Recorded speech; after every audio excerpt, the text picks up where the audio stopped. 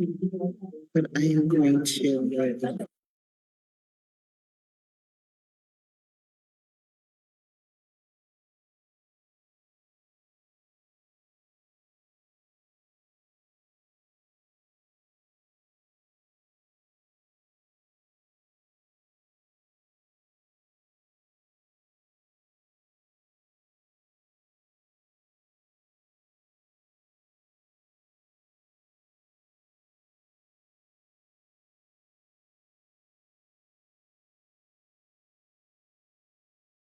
Recording in progress.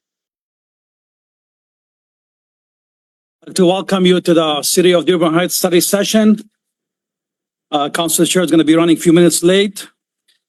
The study session today is about funding scout services. Mr. Deeb? Yes, sir. You have the floor. All right, so good evening. I'd like to introduce you to our funding scout for the presentation tonight, and then we'll follow up with a Q&A if you don't mind. So I have with me Wayne Hoffman and Mr. Hoffman. All right, take the floor. Well, I appreciate as Mr. Dibb said, my name is Wayne Hoffman. I work for Wade Trim. It's my pleasure to present tonight on our funding scout services, talk a little bit about what we've done over the last 2 years, answer any questions about the 3-year contract that's before you tonight. And also I want to share some future objectives that I see as far as sustaining our success for the city. I think there are some areas that we haven't quite tapped yet, and I'm looking forward to continuing our success in the city. So our original contract was signed in December 2022. It was a 2-year contract, and what we do on a regular basis under that contract is research, strategize, put the city in the best position to pursue grant funding. There's a lot of it at the state and federal level right now. A lot of it's changing. It's always changing, and there's been a lot of one-time funding that has come out, which has been a challenge, both for knowing what's coming, but also for the granting agencies. They're a little overburdened. So getting through the grant administration process has been a challenge for even the agencies. But it involves a lot of meetings with city staff, trying to get a handle on what's coming up, what are the initiatives that the city has, and making sure that we're in the right position when those grants come out. One thing that our contract did not include was writing earmarks, but we did it anyway. We wrote earmarks, and we've actually got 3 that were awarded and 2 more that are pending. So that wasn't included in our contract. We did it anyway because it was the right thing to do. One thing in our last contract, so we used to say standard grant applications were $3,000 unless there was additional information, technical information that was needed for the grant. Many grants require, pretty good project scopes, whether that's estimates, preliminary design, getting data. That's stuff that would be extra on top of that $3,000. We don't do that anymore across the board with all of our clients because in some cases, grant applications are less than $3,000. So if the grant application is less than $3,000, we charge less. So that's something we do across the board now. So we've actually changed that from our previous contract. So in addition to that base fee, over the life of our contract over the last 2 years, we had about $34,000 in additional services. That was direct grant writing that we were putting into grants. And for a total cost of our services is just under $90,000. And we've billed just about $75,000 to date. We have some more work to do through the rest of our contract. But this is pretty modest as far as, the return on investment, which we're really proud of. And I want to talk a little bit about that. So I think you've seen this list before. I think Mr. Ellie or Mr. Dibb shared it before. But we've got about 12 total grants that are awarded for just under $27 million. When we work with clients, my minimum goal is to return $10 for every dollar we're paid in fees. Typically, we're up in the $20 to $30 range for most clients. Right now, we're at $309 for every dollar that you paid us. Very proud of that. and I want to continue our success in the future. We also have about $2.4 million in grants pending, and we are looking at pursuing more grants in the coming months. So our renewal, and this is where there was some question in the meeting 2 weeks ago. It is a 3-year renewal, so about $32,000 a year. That's a little higher annually, in due part because we have a lot of grants that we're trying to get agreements on. So when the city calls and needs help or needs advice to get to the agreement where we can actually get the money, that's what we're covering with that additional cost. So we're trying to help provide technical assistance, work with the agencies to make sure that the city gets this money. The only other change in the contract is that I have included earmark writing just to make sure it's included. So up to 3 earmarks a year, we will write on your behalf at the federal level. That's a great way to get projects funded. So we want to make sure that's in there. The additional services would be, You mentioned earmark a couple times. Can you explain what that is? yeah, an earmark is a congressional appropriation. It's put into the federal budget every year. So we make requests in the spring. They go through the sausage making process in Washington. They go through committees. And 2 years ago, we got 3. In this year's budget, we have 2 that are pending. So they've made it through the committee. They're just awaiting approval in the federal budget, which will probably happen after the election.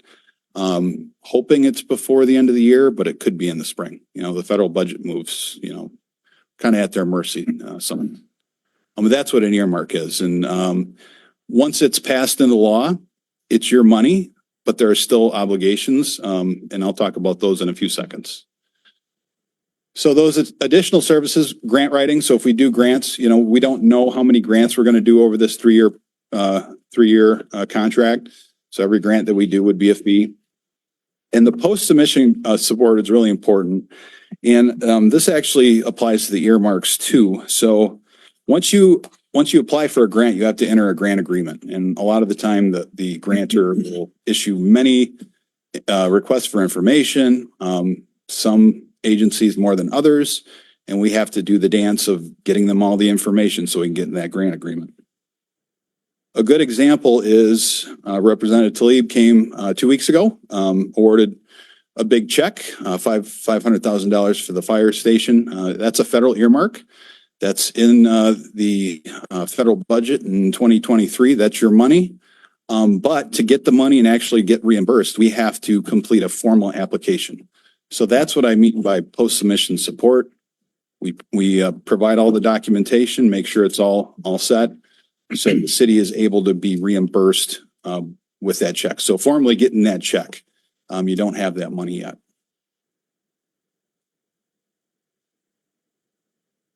So I'll take any questions on the contract now. I do want to talk a little bit about the future and some opportunities I see, but I'll be happy to entertain any questions on the contract. Sure.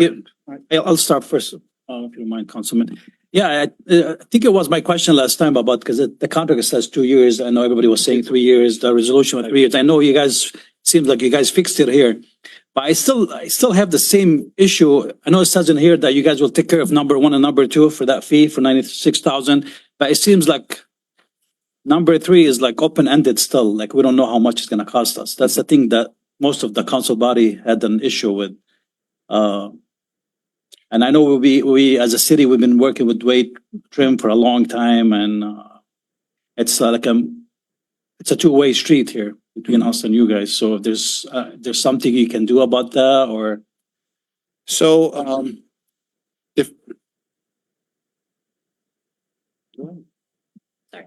I just, as I clarified at the last meeting, whenever those invoices come with the additional costs, they always come as part of the claims. no, I understand. I So- understand the invoices will come in, but I'm saying it's a long relationship between Wade Trim and the city. I mean, instead of the fees going down, it seems like the fees are going up, to be honest with you. That's the way I look at it. So I'm looking for, and I was hoping today you guys come up with something. You know what? We've been working with the city of Dearborn Heights for a long time, and here's what Wade Trim is gonna do for us.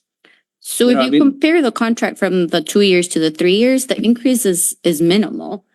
So I don't, like, where do you think the Minimum cost is for going the through? 96,000, but still, I mean, looking at number 3.1 and 3.2, It's like I said, it's open-ended. I don't know how much it's gonna cost us. And again, that is what he explained just a few minutes ago. It depends on the scope of what the grant application requires, and that you have the approval to authorize or deny when it comes through as part of the claims. this So is it before depends They do if- the work or after they do the work? Before they do the work, the claim will come through. So you can approve or deny the So scope it of won't be work and the claimed then? grants that's there. Would it So be in I don't- claims? It won't be in claims. It's not on the claim, it'll be an assignment. Oh, sorry. Yeah, So- we got an assignment. So it's an assignment. The as needed part, the as needed is an assignment. Mhm. So if it's over $1,500, you'll follow the same expenditures. We'll come to you for a claim, but we couldn't put a price tag on the unknown. So as Mr. Hoffman indicated, so for that $500,000, I spent more than half the day today on the incinerator site.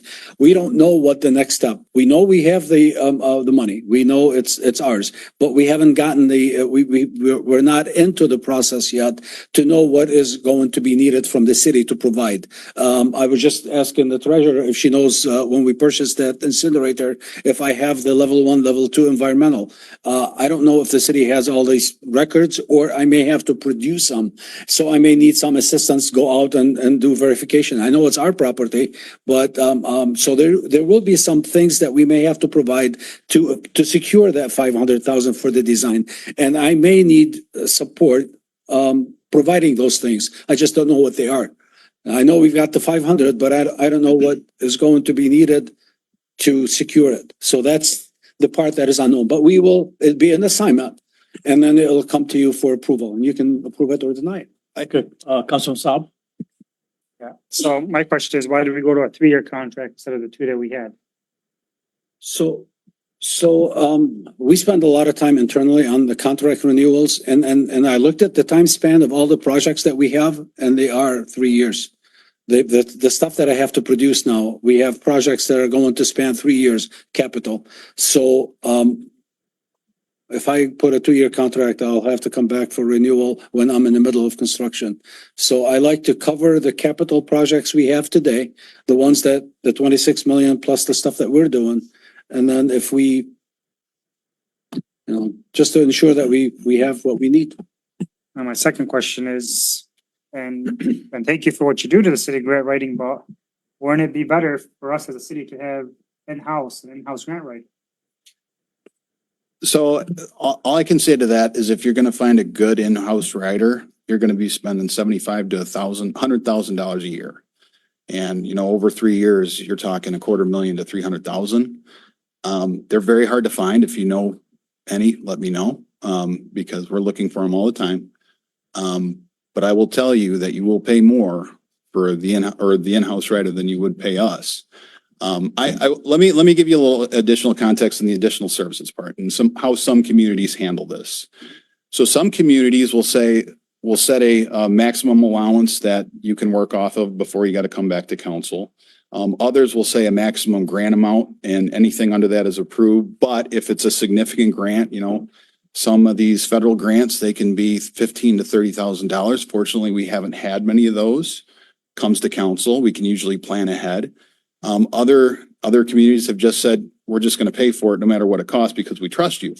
The issue of getting approval is that these grant deadlines are like 4 and 6 weeks. So if we have to wait 2 weeks for council approval, we're 2 weeks behind. So that's something that we have to think about. But there are other options if we want to do that, if we want to be more proactive and try to get these things in front of you sooner. So my other question to you was, you talk about benchmarks and earmarks. Do you lobby on behalf of the city for us?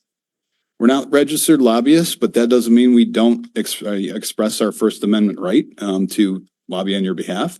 But we are not registered lobbyists. I'll actually talk about something that is kind of an example of how we're advocating for the city in the next segment. Now, my last question to you is that, do you work on just specialty grants or is it grants across the board? Grants pretty much across the board. I mean, we work for the police department. We work on just about every grant. We actually wrote a grant recently, not for Dearborn Heights, but for a diplomatic mission to Iraq. So we work on all sorts of different grants. Whether it's infrastructure or community development, we cover a lot. So do you limit yourself to grants for the contract or can we throw grants at you or it's what you see that we need? If you see a grant, by all means, throw it our way. That happens, every once in a while, especially more local grants. Sometimes the grant's too small and it really doesn't make sense for us to work on, and we'll be very transparent about that. But we can help you and give you advice to pursue those opportunities. Thank you. Councilman? I think there might be a misconception as far as the term grant writer and grant finder. Yes. You know, I mean, we need a grant finder. Yeah.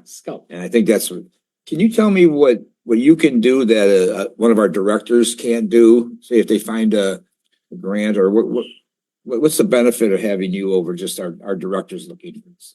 One of the issues that a lot of communities have is they'll have one or two departments who are really knowledgeable in grants, but not across the board. What we tend to do is give those directors time to focus on the day-to-day. We bring them opportunities that are out there for big picture needs, and we help them write the grant and use our experience because we're working on many, many grants instead of just one to bring different approaches and ways to attack the criteria. So every grant has selection criteria. That's our, gospel. We want to make sure that we're hitting that as hard as possible, making the best case and looking at the context of the city's, issues. So that's a different, and you said the right word, grant finder. I know many communities who have a grant writer and they go, but they don't find any grants. We flipped the script on that because that's where our value is. We are looking for grants. We're looking through the state budget. We're looking through the federal budget. We're looking through private sources too. So thank you. So I also like to add, Councilman, so I send grant opportunities that come my way. I send them to this gentleman to evaluate before we even get into it, if we are or we are not a candidate for these grants. So we get emails, SEMCOG, I get emails from all kinds of DTE, we have grant opportunities, and then we try to evaluate, are we a good candidate? Is it worth going after, or are they matching, even, does it make sense? If I have to spend, $250,000 to get, and for something that I'm not really ready for yet. So I send him his way and then he'll evaluate him, yes or no. I also look at, things that he said yes for, we evaluated, didn't go through him. The Beach Daily Crossing, that's ours. I mean, it was, it's so it doesn't, he didn't charge for it because it didn't go through him. It was just directly, so I see value in that for the city. Another thing is, the time and material part of the contract. It would come to us for approval. I mean, would it be from start to zero and then any dollar over the first 1,500 would have to be approved, or would they say, okay, we've already spent 30,000 or something like that? No, it's an assignment base. I'm not gonna play that game 1,500 and I come back to you for 1,501. That's not how it works. It's an assignment. So if there is a task that we need them to do, and that task is, let's say $10,000, I'm gonna come to you before we spend the 1,500. It'll be like a task and explain what the task is and why we're doing it. I think the concern is maybe if we approved the 10,000 and then they say, okay, we started working on it and we got 10,000 into it and then we need another 5,000. Okay, now we got 15,000, but we need to do more work. We don't want to waste this 15,000. I think that's what the concern is. That can keep building up. Is there any? I can offer that we could do it on a lump sum basis where the cost is a cost, whether it's lower or higher. Other consultants charge a finder's fee. So like a percentage, like 2%. And we don't do that. We charge what it costs to get the grant done, nothing more. So there's options. I think, if it's in the council's comfort, maybe set a limit on a grant that you're comfortable setting and saying, if it's a quick fuse grant that has a really short timeline, we don't want to wait for approval to get working and get a competitive grant. Go for it. But if it's something bigger, and the good news is we can usually see the bigger effort ones, a little farther ahead, especially the recurring ones that happen every year. We can kind of plan for those and get in front of you, with some time to spare. So that might be an option. We're trying to provide, the service that makes sense to you. It's up to you to decide those rules. So Councilman, I want to add to that. So we can do a not to exceed on the task order. So whatever we do, we authorize a task. If the concern is, 10,000 and you come back for 2,000 more or 5,000, maybe we can say for that task, it's not to exceed amount and then, you approve it that way. Not to exceed. What would happen if, okay, it's not to exceed 10,000, they say, hey, we can't go any further with this unless we get another 10,000 or, No. I mean, would it be not to exceed, they guarantee they finish the project? Well, it's task oriented. So for that task, whatever the task is, we want you to apply for ABC grant. So part of the stuff that wasn't in the last contract that's been a challenge for me is that, the bridges. So it's like almost a daily thing, we have 14 bridges, right? I'll be coming to you for a bridge inspection next council meeting. But I know the conditions. I mean, I get the bridge report and I know we have zero budget for any work on any bridge. I never had any in this city. So, I don't know so I'm looking for grants, constantly looking for those things. Whether it's, maintenance grants or replacement grants, because I know they're not going to last forever. And I know I have zero budget. So it's been a challenge. They got me two the last time, under the Ecorse Creek, which I'm glad we were able to at least get two out of the 12 down. And then I have two on the north side. So these are the things that we bring up and say, okay, can you look for me in this regard and see what criteria I can approach? And this one was non-bridge. It's flood related that paid for the bridge, which was an amazing thing. I was so happy for that. So this is an example, and we can put for that task a not to exceed consultant fee of X, and then bring that up to you for approval. Also, Councilman. Yes, thank you. Mr. Deep, so it says here Wade Trim will assist in developing the grant application. Who is doing the grant application? We are doing the grant application? No, we basically do the grant application and, there are some like minor things that the city might provide, like basic information. Help get resolutions of support as needed, but we're handling the narrative, we're handling all the parts and pieces and we're submitting it on behalf of the city. So we have, two full-time grant writers, and then we have a lot of planners who are excellent grant writers. Sometimes they're the best ones and I want to work with them.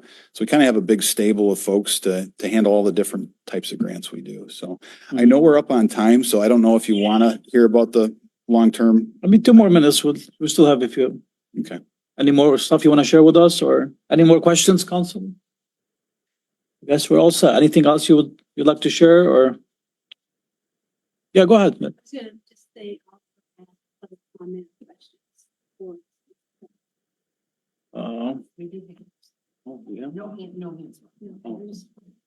You, from the public, do you have any questions about this study session? You do? Please go ahead. Do you want to go just at the podium? Everybody can hear you. Does he need to state his name? Name and address. Yeah, street name. I know the routine. Trapkowski, Columbia Street, Wayne County. My question would be did you ever look into the charges based on his percentage rate? What would the total services be if we just went with the percentages? So I did that last time when we presented for, I only considered grants approved, not pending. And we were less than 0.5%, 0.5, less than 1%. That's why the 300-to-1 investment, return on investment. And I also asked other communities to find out what their rate of return on. What was the number? Like we got 26 million. What was their fees? For all? The entire 2-year contract was, we are at 86.2, I believe. Is that what I showed? 86.2 for everything? 86.2. For it all. 86,200 for all of it. For all of it. Council Pro Tem, I just wanna put on the record. So how much in total grants have you applied for and we've actually received? 20. Put on the record. 26.7. So we applied for 26.7 Mhm. and how much have we received?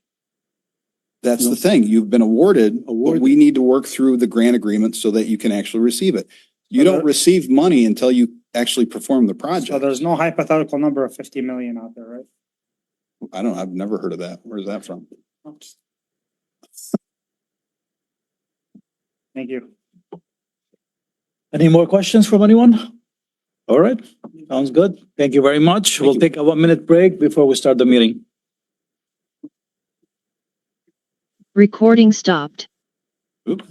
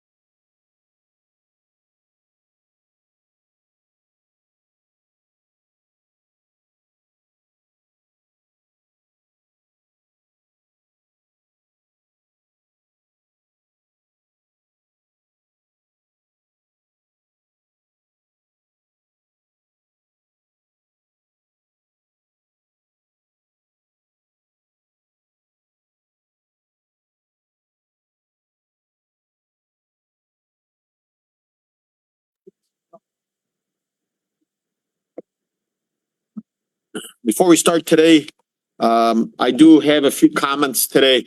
I want to make Recording these, in progress.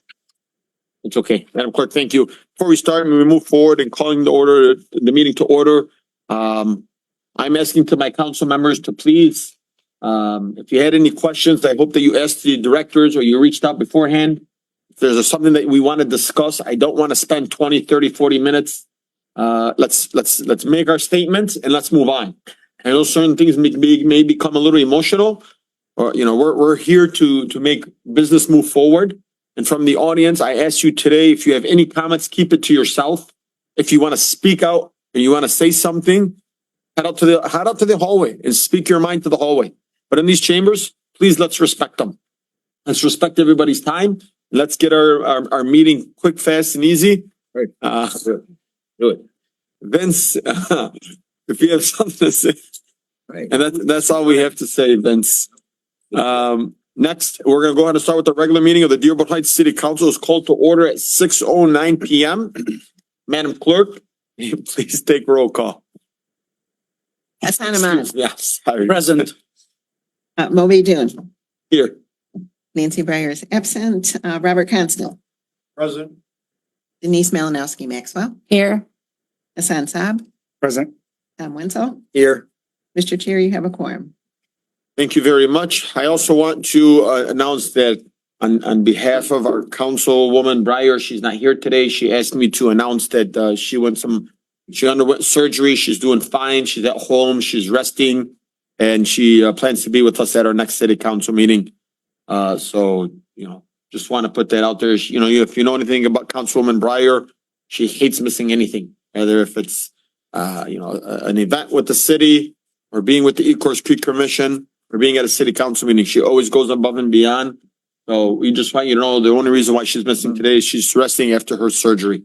Next up, we have the Pledge of Allegiance, and we're going to have Madam Clerk lead us in the Pledge of Allegiance today.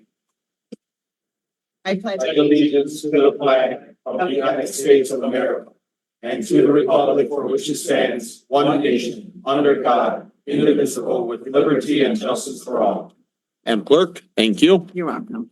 Next up, we have agenda approval. Council Chair, Councilman Ahmad. I move that the Dearborn Heights City Council approve the agenda for the regular meeting of October 22nd, 2024 as submitted. Second. Council Chair.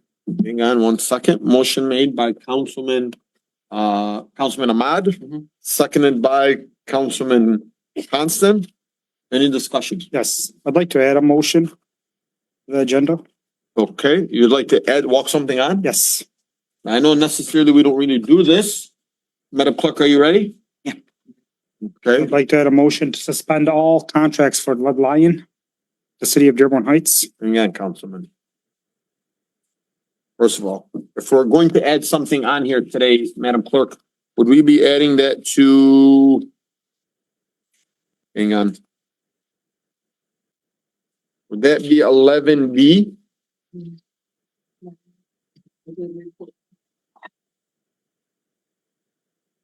No, 9.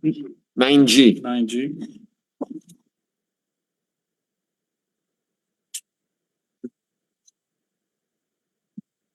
Councilman Saab. 9G. Suspend who? Lead Lion, the Lead Lion, Lead Lion Inc., Lead Lion, etc. Are you being funny or? No, I'm serious. What are they? It's a city contractor. They got multiple contracts. Well, what's the company name? Lead Lion. Lead Lion, the Lead Lion, Lead Lion Co., Lead Lion Inc., whatever. Lead Lion, I'd like to suspend all current city contracts. Councilman Ahmad, do you wanna amend your motion to add 9G to suspend Lead Lion? Would like to amend my motion to add 9G for Councilman Saab. Councilman Constant, you second that? We're gonna add it to the agenda. We're just adding it to the agenda. We can discuss it when we get to. What's that? Second, yes. Okay. Motion amended by Councilman Ahmad to add 9G to suspend Lead Lion, the Lead Lion, Lead Lion Co. Seconded by Councilman Constant. Any other discussion? Bless you. Sorry, guys. Any other discussion? Hearing none. All in favor, please state aye. Aye. Those opposed, the ayes have it, motion carries. I ask everybody to please engage in their votes. A silent vote is still a yes vote, but everybody has agreed to vote. Next up, we have, Councilman Saab kind of threw me off here. Number 4. Number 4, approval of the minutes. Council Chair, Councilman Saab. I move the Dearborn Heights City Council approve the minutes for the regular meeting of October 8, 2024 as submitted. Second. Motion made by Councilman Saab, second by Councilman Ahmad. Any discussion on that? Hearing none, all in favor, please state aye. Aye. Those opposed, the ayes have it, motion carries. Next up, we have public hearings and comments on agenda items only and members of the public. So now that you know, on the last resolution that was passed, you can either speak on agenda items or you have the option of speaking public comments. So please state your name, the city you reside in, the street that you live on. Floor is yours. Sure. All right. Thank you very much.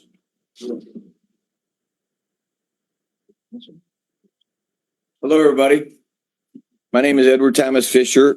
I've been a resident of Dearborn Heights for 17 years. The problem that Please I'm hang having. on one second, sir. State your name, the city you reside in, the street that you live on. Just the Okay. street, not the actual address. My name is Edward Thomas Fisher. No C in my fish and no fish in my sea, please. 6 letters. 6 letters, 6 letters, 6 letters. Edward Thomas Fisher. I reside in Dearborn Heights. I've been here for 17 What street do years. you live on? I live on West Outer Drive. West Outer Drive. Thank you. Yeah. In this time, I'm sure that everybody here as a resident has felt the same thing that's happening. All right. From 7 o'clock in the evening till 4 o'clock in the morning. We have nothing from Warren Road to Michigan Avenue and all environs in between. Nothing but NASCAR drag racing situation. The law enforcement officers and the police are doing all they can, and they scramble to do everything that they can do to stop these. And there's a variety of speed racers. I call them all as the speed racers with quote unquotes. Okay. All different age groups and all different nationalities and all different cars. I do not know why that I do not know why the parents give the fresh graduates these $60,000 to $100,000 race cars when they have no ability to drive them. However, there's other things that can accessorize these vehicles where they sound like crotch rockets going up and down Southfield Freeway. We have to sleep with not only foam earplugs sometimes, but also with our rifle and small arms earmuffs that we can use for outdoor equipment. And then, even then, we're not going to get a good night's sleep. So what I propose is, this is a media blitz, but it's just kind of like to freak the young kids out or whoever's driving, is we take the whoa, that's real quick. We're going to give them an additional minute. Mostly the newspapers around here, the Arab American News and the Dearborn Herald or whatever it's called. But just tell them that we're going to have a curfew, but it's not really a real curfew, just a curfew to get this to stop. I'm going to give you an additional 30 seconds. Thank you very much. Anytime. Okay, I don't know if I'm speaking for everybody, but in the 17 years I've lived here, I've watched it go crazy. And Southfield Freeway with the crotch rockets, we can hear it all. The kids are in the parks, they're in the Ann Arbor Trail area, they're all over the place, and the police cannot stop them at all. So what do? The parents don't put trackers on the cars. It's just like, what do we do? It's NASCAR all over. Why don't we do this? Why don't I give your contact information to George? You can fill out the form, and then George CC me on the email with me, him, and the police chief. And maybe we can get in a conversation with the gentleman, please. Council Chair. For starters, right? Hey, and everything, we got to crawl before we walk. All right? That's right. You can't climb the ladder by just jumping through it. I understand that. There you go. All right. I appreciate you. Thank you very much for the time. Thank you so much, sir. All right. Hold on one second. Councilman Constant. Just very quickly, and even more importantly, You got it, sir. young man, we may save a life. I mean, these kids hit something at, 90, 100 miles an hour. I'm an attorney and did a lot of accident cases. I've seen it. Somebody in the neighborhood I grew up with, she had one daughter and they were driving and the car flipped over and the girl was killed. It was her only child. So it's dangerous all around. Yes, sir. Yes, sir. At that age, everybody is invincible, right? Fresh out of high school, they're invincible for the next 4 or 5 or 6 years. Yes, Council sir. Chair, what we would consider for the gentleman, sir, what we did in Wayne, when I was a prosecutor in Wayne County, we would consider nuisance abatement action where we designate certain areas of where it's taking place as drag racing and a nuisance. If that gives us more tools for law enforcement to seize the vehicles. And we would charge $3,000, $4,000, $5,000 to get your vehicle back if you're caught and if you're convicted of drag racing or speeding and contributing to a nuisance in a certain area. We would designate a certain spot.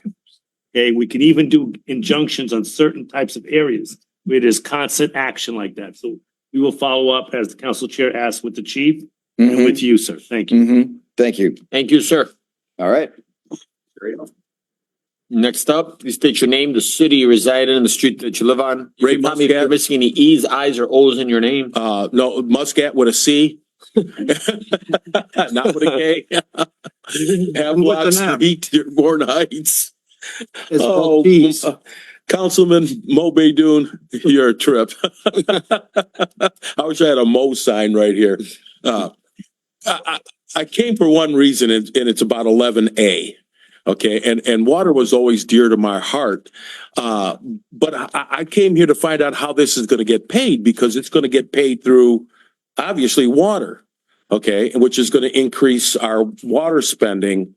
Okay, and what I proposed as a councilman years ago, and it never was put together. I think Councilwoman Lisa Hicks Clayton, at the time councilwoman, agreed with me that we needed our water bills itemized, because, you know, people don't know they're paying for CSO and what they're paying for, the infrastructure. This is an older city infrastructure wise.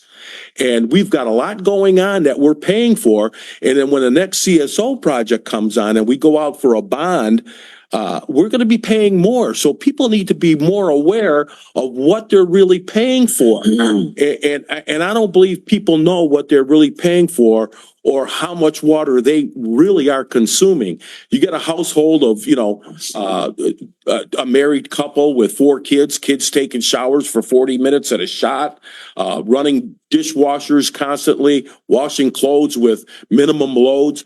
It takes a lot. So, you know, it's going to affect the whole city when you pay for this.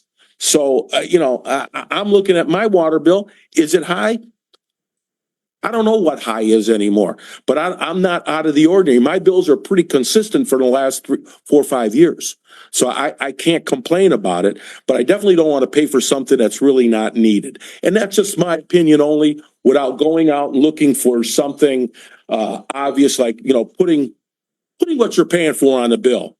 Because I really still don't know what we're paying for everything. So just food for thought for you guys. And that's how I feel. Thank you very kindly for your time. I want to just answer to you, and you guys know how much I respect and love Ray. Like, Ray is somebody I looked up to. I leaned on a lot when I first got onto the council. Ray, I will tell you this. For 2.5 years, I've stayed silent to myself. I've walked into the building department, to the water department. I said, can you give me 2 years of this water payment? And you could ask any employee that's there. I said, can you give me 2 years of this water department? Can you give me 2 years of this? And it's the residents' homes. Can you give me the last 2 years of their water bill? Can you give me the last 2 years of their water bill? Can you give me the last 2? I'm not saying a word to anybody. If you think for a second that I'm blindly just saying, you know what, it's time, let's get there. I am strategically looking into this. And I can tell you another thing. I've also reached out to an agency that said, Mo, I can tell you right now, I don't know what's going on, but if you call for a third-party investigation, we'll even pay for the investigation on ourselves. So even what if it is just the CSOs? But what I cannot tell you is my good friend Cindy that lives in the South End on Eaton Street tells me lives by her own, on her own, and says to me, my bill went from $80. I'm a 74-year-old woman. My bill's $600. I have no way of paying. I cannot tell that resident, and nor can anybody here, why her water bill is $600. Instead, what we're hearing is, call a plumber. You must have a leak. Check your toilet. Ray, for 2 years, and I wouldn't say anything to anybody. For 2 years, I'd walk up and I'd say, what do you think is going on? Oh, they probably have a toilet leak. So then there's then this was the final straw for me. I received an anonymous phone call on Star 67, unknown. Said, hey, I just saw your thing on Channel 7. I said, yeah, you know, we're looking into it. They said, I've bypassed my water meter. I have no water meter in my house.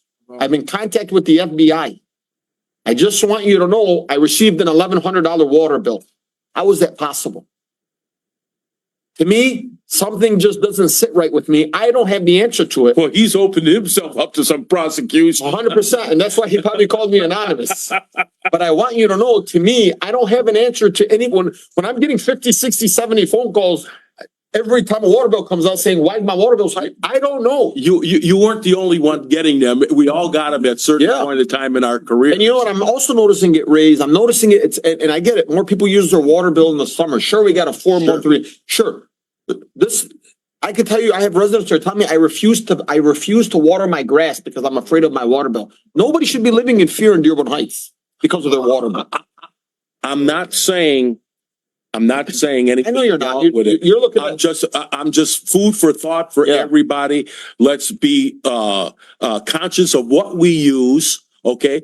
And myself, I make it a point when I go downstairs in my basement, I open up the little closet door and I take a peek at my water meter and make sure the little red dial isn't spinning, because if it's spinning, the clock in my head goes, the gears start getting dry and I got to put grease in there. Okay. And I got one more question for you. Here I have this resident who lives on Wilson. I won't give the exact address. Her bill date is from 8/29 of 2024. She complains to her uncle who lives on Shadow Lawn. And she says, my God, my bill is so expensive this year. How did I go from $160 to paying $461.28? Her uncle dropped his phone, said, what are you talking about? He pulled up his bill, who lives on Shadow Lawn, completely across the city, and said, my water bill is $461.28 to the penny. So you know what that tells me? That means they have flushed the toilet equally amount, they have washed their hands equally amount, and they have showered equally amount to get to the bottom of 461.28. Well, and I have it. I understand what you're looking at as far as billing practices and things of that nature. But I'm just saying, we need to itemize our bills. And you asked about that before you stepped down, Ray. This was not when Lisa was here. You asked about this when David Saputo was here, and you said we want an itemized list. We asked about it years ago. Yeah, years ago, both of us did. Okay, and you know the council has to get together and say, "Hey, this is what we're going to do," because they say, "Well, it causes more billing issues." I don't think so. It's just another couple line items. That's all. Just food for thought. And thank you for the extra time. Thank you. I don't want to be disrespectful, but I need to not to stay for the whole meeting. So if I get up and walk out, it's nothing. We love you, Ray. Okay, so thank you. Okay. Yes, Councilman. Yeah, and Ray, people should check what period of time it's for. If it's for, double the normal amount of time, often that's the case. And mind you, I want to also make, for the record on as far as 11A, since we're talking about it, I know we're at public comments, but this is not, against the employees at the water department. This is not against the administration, the mayor, our comptroller. This is not in target of them. This is because I truly don't have an answer. And I don't think anybody here has an answer on that. So I just want to, just to clear the air on this, and I don't want anybody to think that this is silly. Go ahead, Councilwoman. All right. Or I'm sorry, Treasurer. But I'm going to speak as a resident if I may. Okay, please state your name, the city you reside in, the Lisa street that you live in. Clayton, North Gully Road in Dearborn Heights. I would also like to speak on 11A and thank former Councilman Ray Muscat. Thank you for mentioning that, because it was a couple of times. I mean, yes, when you were on council with this honorable body, but even prior to that, we talked and brought forward about itemized bills. And I will tell you that I see it on the bill that maybe residents don't know is part of your rate is our 21 bond for all those CSO projects, those L projects, L43, L42. That's all built in. And they may not be aware of that. So I agree with the itemized bill, because we need to be transparent. We need to communicate with our residents so they know. You already touched on what I was going to say regarding the water department employees. I would encourage whatever you decide tonight to definitely speak with them and find out what their feedback is on this, because I have done so. I will not speak on their behalf, but I know there's some things they would like to speak with you all and somebody who would investigate. I think that's the right thing to do. And the last thing I'll leave you with is a reminder that water is a human right. It is essential and a necessity. Thank you. Thank you. Council Chair, Yes, sir. we're speaking of all these problems. I think one of our main problems is that we're understaffed in the water department. It takes weeks to generate a bill, put them in envelopes, and mail them out. I mean, a couple of weeks for a person to do that. And we're already understaffed, and we need to get more automated in our water department, hire more people. Everybody I talk to says we're understaffed in the water department. I mean, that'd be a good place to start. Get enough people in there to take care of what we have to do. Thank you. How you doing, ma'am? Please state your name, the city residing, and the street that you live at. Angela Venegas, your favorite redhead, Dwight Street, Dearborn Heights, Michigan. I got a few things. I will agree with the gentleman about the drag racing with the cars because I was going to send you videos I have for my Nest camera. Thursday night, Friday night, Saturday night. Unbelievable racing. Burnouts everywhere. You want to see burnouts? Just drive out Fenton, Midway. You got burnouts all over the street. Hear them all night. It's uncontrollable. Next, the mattress at the corner of Inkster and Warren that's been sitting there now for almost 3 months. The business at the strip mall there, all of them ought to be ashamed of themselves that nobody has gone and picked up that mattress. Welcome to Dearborn Heights. As soon as you go from Garden City to Dearborn Heights, you get to see it. It looks like a slum. You said Warren and Inkster? Warren and Inkster. We drove by you and I. Yes. Yep. Almost 3 months now. Director? Can we get it picked up? All right. Thank you. Airbnbs, planning commission meeting, supposed to be on the agenda for us to vote on. Still hasn't happened. I live next door to an Airbnb and I'm sick and tired of living next door to hell. And that's what I'm going to call it. Party, you know what happened. I had prostitutes staying next door, filth, garbage, tired of it. And I know some people go to Airbnbs and we've had a few nice people, but you guys need to come together. This is a community where people live. There's children that live next door to me. You don't know who's coming in. Could be anybody. I got kids next door to me on the other side, kids across the street, young girls. You don't know what's going on. Another thing, southwest corner of Warrington and Beach Daily. There was a car accident there over a year ago. They got a fence that goes down that side. Fence has been mangled and sitting there for over a year. Where's it at exactly? Warrington and Beach Daily.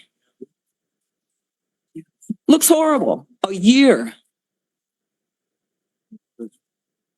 Warrington. He's been here, the owner of that property, a few times. Yeah. Warrington and Beach. Yep. It's mangled. You'll see it. The car hit it. Oh, The yes. electrical pole is down. Yeah, been over a year. Fence still isn't fixed. What do we do to get things done in the city? If it's not grass, if it's not trees being trimmed, the sidewalk by Riverside. Wintertime's coming. You guys gonna find out who's gonna plow that sidewalk for the kids going to school? I'm picking up all the garbage there. I just picked up another bag of garbage there this week. Things need to start getting done in this city. We pay a lot of taxes and we get basically nothing but police and fire. Thank you. Council Chair.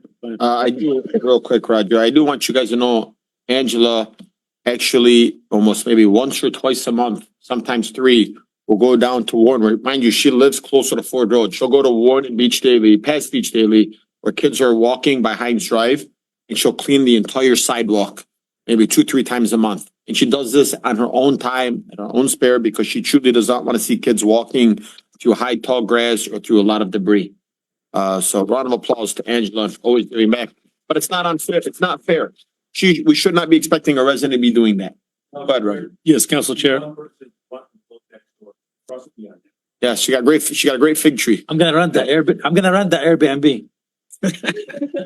Council Chair, in response to Angela's, the the planning commission approval has been put on, I guess, the November 12th city council agenda. The minutes were just prepared and signed by the planning commission chair.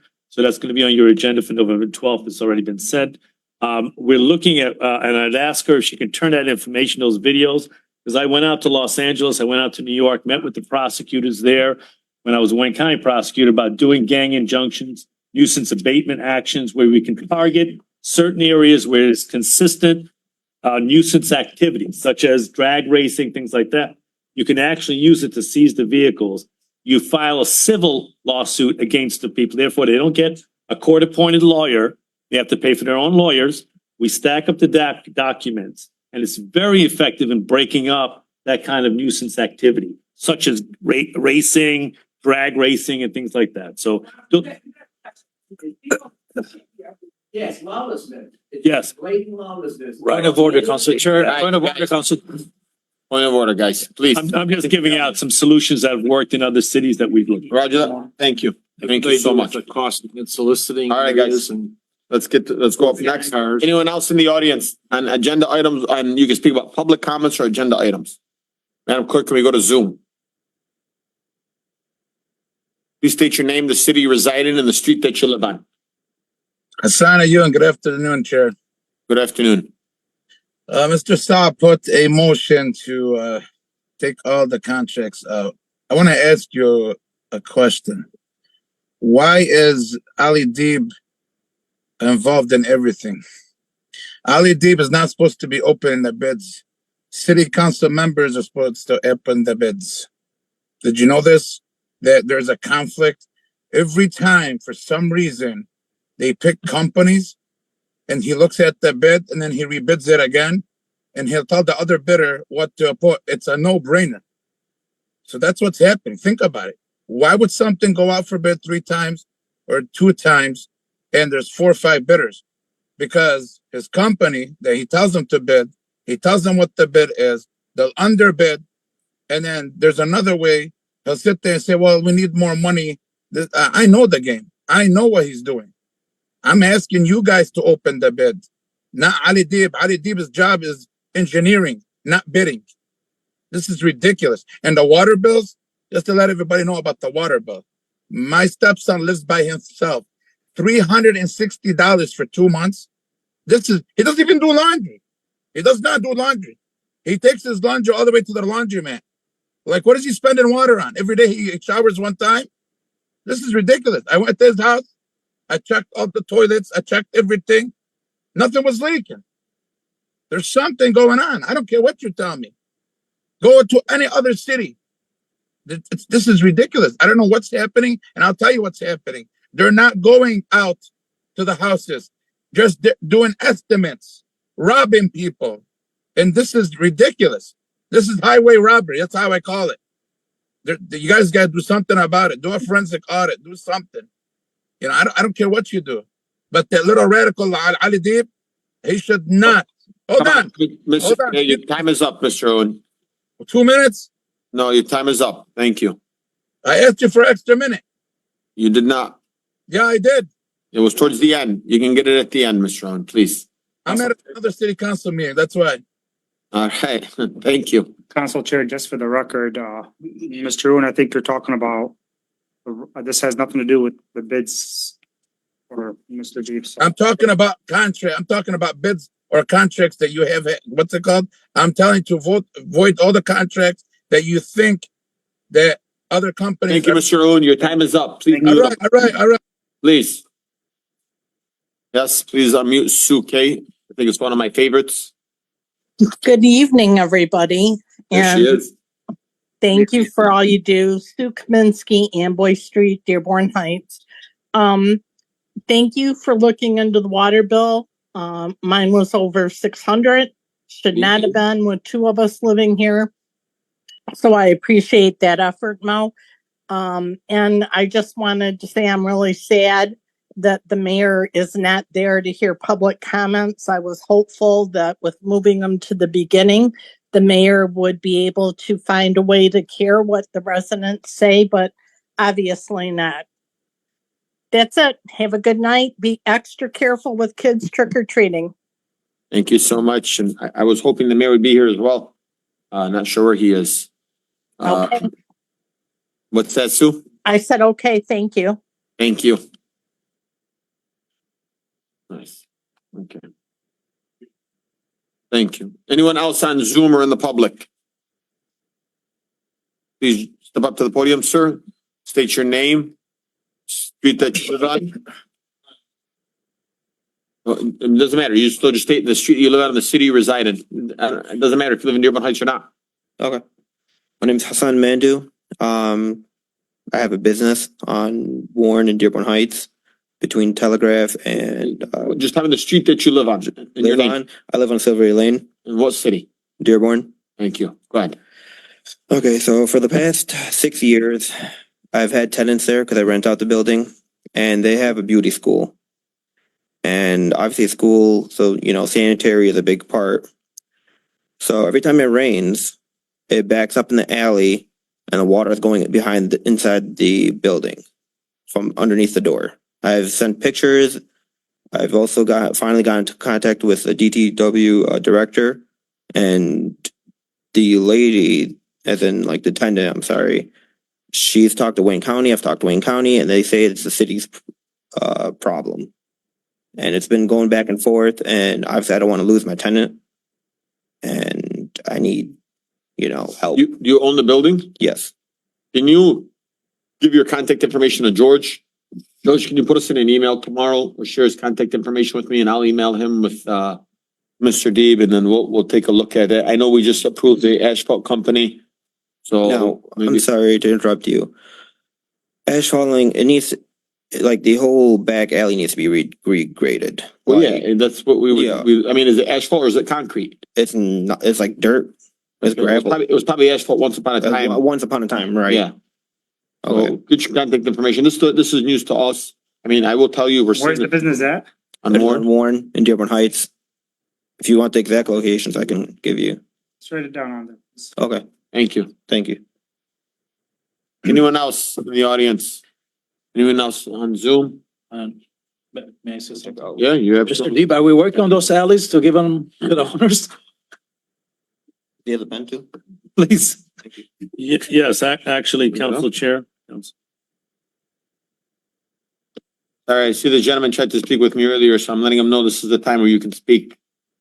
You have 2 minutes. Council Chair, I was just going to respond to Council Ahmed's, in terms of, yes, we had a meeting today. We're going through the procedures to take the alleys or by either city or by private citizens. We're drafting it, Mr. Dibb, myself, the building department, the assessor's office, DPW met, and we've put together, we're taking the 2006, the 2019, and the 1999 drafts of ordinance about how to take vacating alleys. So we are putting it together. We are working it in response to the question. Perfect, thank you. Hey, sir, please state your name, the city you reside in, and the street that you live on. Ala Lashkar, on North Gully in Dearborn Heights. Thank you. My issue is with the water bill. I moved in on April of 2023. And then I didn't get a bill until August of 2024. And then they sent the bill of 14 grand. And then when I came in here to the water department, they said there's no issue with the bill. An hour later, she calls me. She's like, they double billed you.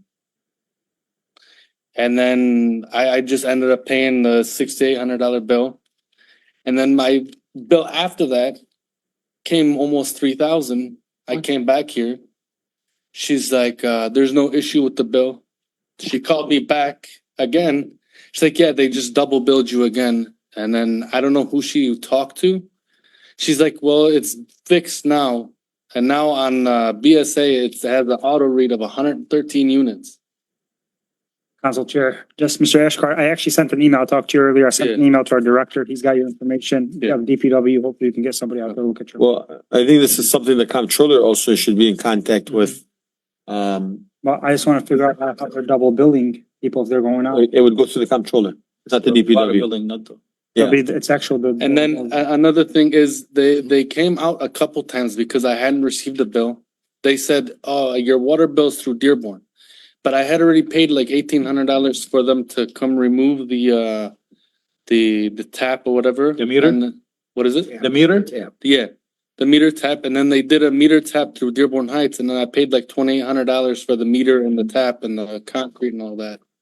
You're a great patron to the city of Dearborn Heights, but you're paying a lot of money. I mean, what do you expect me to do? Let it go to taxes? I come here, I go back and forth with the lady, And then gets nowhere and then it's like, I'm not gonna let it get delinquent. All right. I'm looking. You have his contact information? Yeah, I got it. I Okay, already sent an email. Thank you. thank you so much. Anyone else on Zoom? All right, I guess we'll talk about 11A when we get there. Council Chair, Sir, we have comments from council members. It's on there. yeah.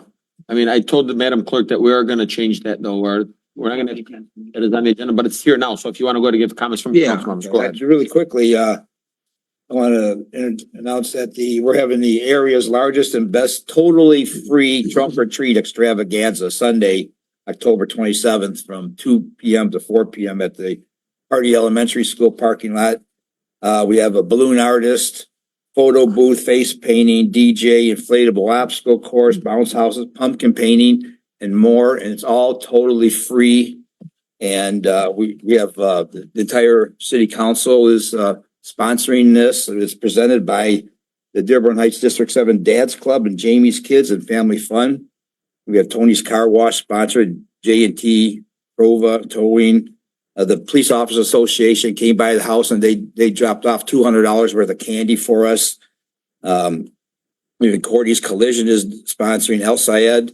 They are donating hundreds of small pumpkins for the pumpkin painting, VIP Car Wash, Elite Sports, Target, Warren Valley, Wasamisa is donating money. We're looking for participants to bring their cars or trucks and decorate and be part of the activity. And we invite the whole public to come between 2 and 4 p.m. at the Pardee Elementary School on this Sunday, October 27th. Thank you. Thank you so much. Anyone else? Hearing none, move on. Next up, we have fund transfers and, well, we did public announcements. We'll go to fund transfers and current claim. Council Chair, Councilman Ahmad. I move that the Dearborn Heights City Council approve current claims and ACH wire transfers 6-1 through 6-17 and 6-19 through 6-41 as submitted. Second. Motion made by Councilman Ahmad, seconded by Councilman Saab. Any discussion on this? All right, hearing none. All in favor? Actually, 1 second. I'm sorry, there was a question that I had. It was something about the Red Wings. Red Wing shoes. Maybe somebody can answer this. I saw that we were paying the Red Wing shoes number 33, and it was $7,148.94. Would this be, Madam Clerk, or maybe the treasurer, or anybody for that matter that can answer this? Yeah, please, Director. boot. I know, I mean, I drive by the Red Wing shoe store off of Mound all the time. Council Chair, the union contract with TPOAM, city is required to provide $300 allowance for boots. So I elected to have Red Wings come in so we could purchase boots. In the event that anybody bought anything less than $300, we kind of saved a little bit of money because we just use that as about boot allowance.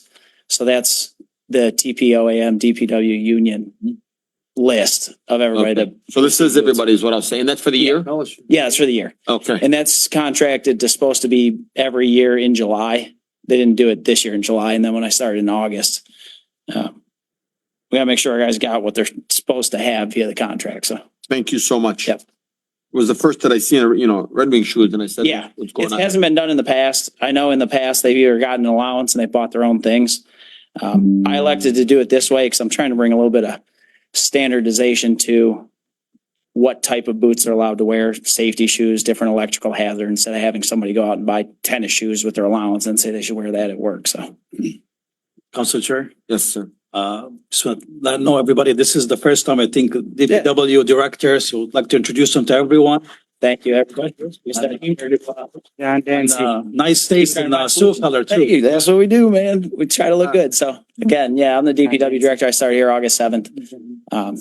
Just trying to find solutions for anything. Again, if you guys have questions when I'm available and here, you're welcome to ask me questions. I can come up and speak to any issues that you guys might have or try to do my best to address, and or our office is always open between my email, phone, working hours, anybody from the public. We're just trying to find solutions for everything. So.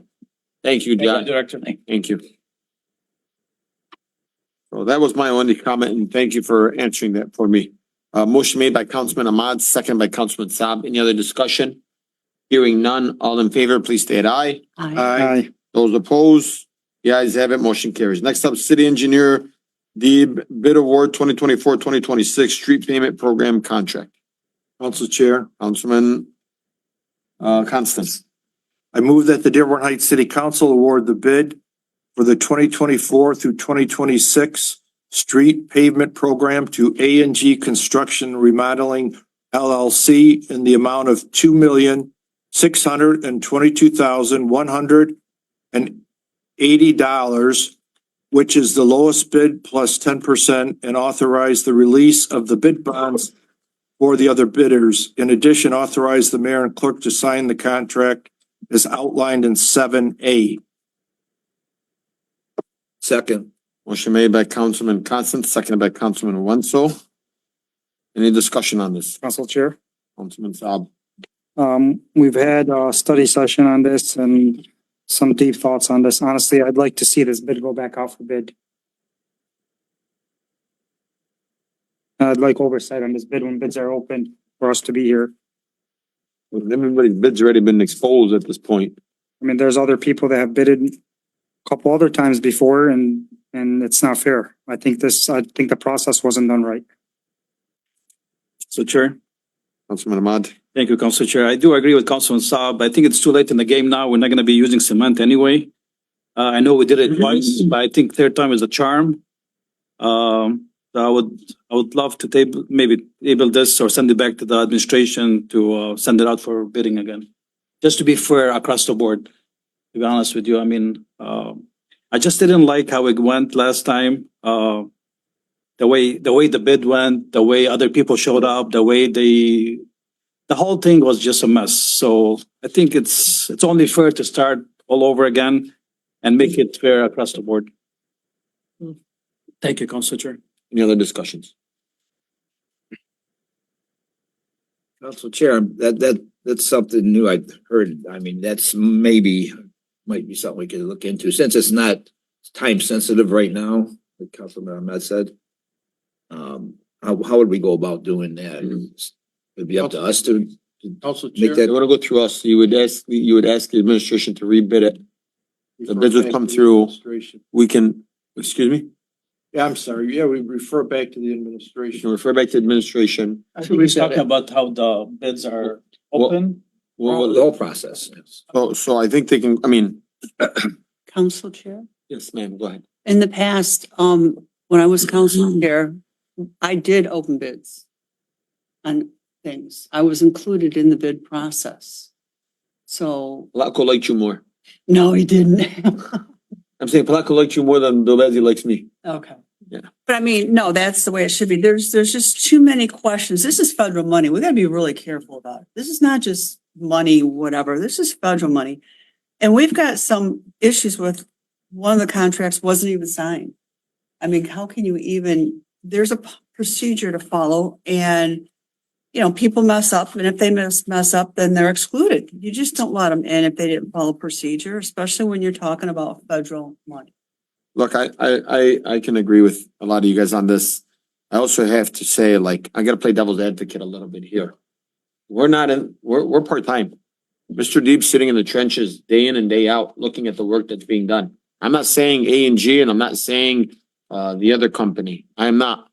What I can say is we are not, that's not my role, nor is it anybody else's role. If you guys want to open up and look at the bids that came in and then allow the administration to go back and choose, sure, I think, you know, that's fair. But for us to, you know, constantly be picking and choosing on who, you know, if there's 20 bids, 7 of us all agree to a different person, and it becomes a lot more difficult. But I will say, if you guys want to refer this back to the administration, I'm in support of that as well. I agree. It's not time sensitive. I don't like the way things kind of all went about on this. So, yeah. And when I say I was allowed to open the bids, we did it right in the lobby in City Hall where anybody could have come and watched. It was public. Yeah. It was not private in a room. What It was changed? out in public. I honestly, Administration, I don't know. We had a lot of department heads changed and maybe you can answer maybe they that. didn't realize the procedures that were in place. Is there previously. a policy in place for this? There's, where I is believe, that? I believe the golf course was open that way. When we did the golf course, I believe Regardless, it should be a we watched them all open it up at a certain time. So can I Yeah, just trash correct hauler. one thing? This is how we do it today. I don't open these bids. The bids go to a buyer and they go to the conference room and all the bidders are out there and they're open in public in front of the bidders. I don't get to open these. I never do. I get the same tally sheet you do. So I get it afterwards, the results, but, and I don't see it, I don't intentionally don't get to see them. They're submitted to the buyer. Buyer opens them in the conference room in front of all this, whoever attends, but it's public and that's how it's done. I'm not Is this sure who came Published up, somewhere? pardon me? Is this published somewhere? That's the standard procedure. The buyer works for the comptroller's office and he receives all the, I just submit the stuff. I don't get to see them at all. I see. Yeah, I don't remember seeing it published for the public to attend. Right, but that's how it's being done. So if you look at the RFP, when we advertise for bid, the RFP states where to send them, who to send them to. And so I'm not even included in that. It goes to the buyer. That's for all buying stuff. Any contracts, regardless of whether it's me or someone else, it goes to the buyer. The buyer submits to the requesting division the tally as who did what and how much. So we see it the same way you do. So, I Mr. don't Deeb, get the I have a details. question for you. Yes. To the chair, please. Council Chair. Sure. Yes, sir. Hold on, Mr. Deeb, are you done? Yes, yes. I'm So sorry. my question is, this bid went out multiple times and there was inaccuracy, you said, but those bids were already open. Okay, so I explained to you before, I- 3 times it wasn't. It was the first time the bid went up, DPW put a contract, exact same contract, same specs for repairs of water main breaks and concrete. And that contract was awarded to Luigi and they're using it. That Luigi contract that's the first time. Second time, it was when we had this Wednesday, Thursday mess up. Because the buyer decided to have it open one day early, but it was on mitten. And so it wasn't fair because people knew what the numbers on Wednesday. So we said, okay, we didn't even open them. I didn't get to see the bids from that because of that mess. So we put it out second time for my stuff, for the street stuff. So the first one is actually in use. Luigi is a contract that was the first one that's underway. We're using it. In fact, I was going to use it to do some work before winter. But that's the only reason it went back out because it wasn't fair for people coming on Thursday to know the bid. So the people on Wednesday were out of luck because the people on Thursday's bids got turned in. No, we canceled everything. That bid was canceled. The whole thing was canceled. How many people that bid the original I bid did really not didn't bid? even, look, I didn't even ask for for the bid on Thursday. I didn't. Would the because- controller know that? No, the buyer would. Is the buyer here? No. But I mean, because of that mess, because of that situation, Wednesday, Thursday, I thought it was unfair to everyone. So we put it back out. Okay. Simple. Council Chair. Yes, Councilman Thompson. Question for City Engineer Deeb and also for Roger. And I'm just thinking what liability we have, if any, if so. We accepted the lowest bidder, or the city did. Then it's referred back to the administration. I mean, I'm not sure. I understand the is question. that legal, Do we have any liability for, you There are know, none. we've got a contract and then. There is no contract. There's no contract yet. So this is, at this point, I'm sure attorney, if he wants. I'm not gonna discuss anything other than, you did your process, you followed it. I haven't seen why you can't open a bid as opposed to anybody else. I haven't seen anything that shows you any bad faith, any malfeasance, any kind of scurrilous activity by anyone doing the bids. It's been a process in place since I've been here for 2.25 years. So I don't see why we're. Yeah, if you want to change the process, it's fine, but I follow what was existing. And it was always the buyer who does this and then present the requesting department with a tally sheet that says who's the buyer? Matthew Paul is our buyer. Yeah, Council he Chair? works for the comptroller's office. The only thing I know is they used to do it in the main hallway. Yeah. They did it on the water department counter. That was before you, Before but my- I okay. don't know if that's, That's right. I know that is different. Okay, so since I joined the city, we go to that conference room by the HR, and this is where all the bidders go, and the buyer opens up I all mean, the bids really, and write them that down. would be even more ideal. There's a conference table there, there's chairs, everybody probably just sits there. And for the record, a lot of times I don't even attend those. I just wait for this, because I don't know who they are. I just look at. Councilman Ahmad. Thank you, Councilor Chair. I have no issue with the process. Thank you, Mr. Deeb. I have no issue you opening the bids. My issue was just the issue that happened between Wednesday and Thursday. I just wanted to be fair to everybody. I know it's not time sensitive. I guess it's only fair to send it out for bidding again, and whoever's the lucky bidder, good luck for them. Any other discussion? Best qualified bidder. So does Councilman Constant want to re-amend his motion? He does. Go ahead. I'd like to move that we refer item 7A, back to the administration For rebid. or rebid. Councilman Wenzel, do you want to second that? I'll second that. Thank you. Motion made to amend 7A and send back to administration for rebid by Councilman Constant, seconded by Councilman Wenzel. Any discussion? Hearing none. All in favor, please state aye. Aye. Those opposed? The ayes have it. Motion carries. Next up, we have 7B DPW Director Dancy. Councilor Chair. Bid award, Police Department boiler repair replacement. Councilman Ahmad. I move that the Dearborn Heights City Council award the bid for the replacement of the police department boiler in the amount of 54,100 to Allied Building as the lowest qualified bidder, and authorize the mayor and clerk to sign the required paperwork to execute the contract. In addition, approve the budget amendment reducing the police department repair and maintenance equipment GL account 101-300-932-000 in the amount of 54,100, and increasing building maintenance capital outlay GL account 101-265-981-000 in the amount of 54,100. Further, authorize the mayor and comptroller or clerk to sign the necessary warrants and the treasurer to issue payment from the building maintenance capital outlay GL account 101-265-981-000 as outlined in 7-B. Second. Motion made by Councilman Ahmad, seconded by Councilman Constant, the Honorable Councilman Constant. That's right. Any discussion on that? Yes. Councilman Saab, go ahead. 1 second.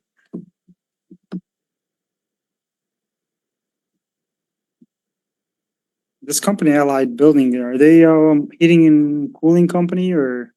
Yeah, to my knowledge, they are. Director, if you don't mind. Director, I know this is your first meeting, so anytime you're being summoned here, you want to set the podium. I've been to a lot of these at different places, but yes. So the Allied, to my knowledge, is one of the contracted HVAC companies with the city already. We did solicit 4 different bids to 4 different companies regarding these 2 hot water tanks or boilers. They provide all the hot water at the PD. Neither one of them is functioning properly. It's causing damage down in the basement of the PD. And Allied is just, they became the lowest qualified bidder after we kind of walked through the building with all 4 companies.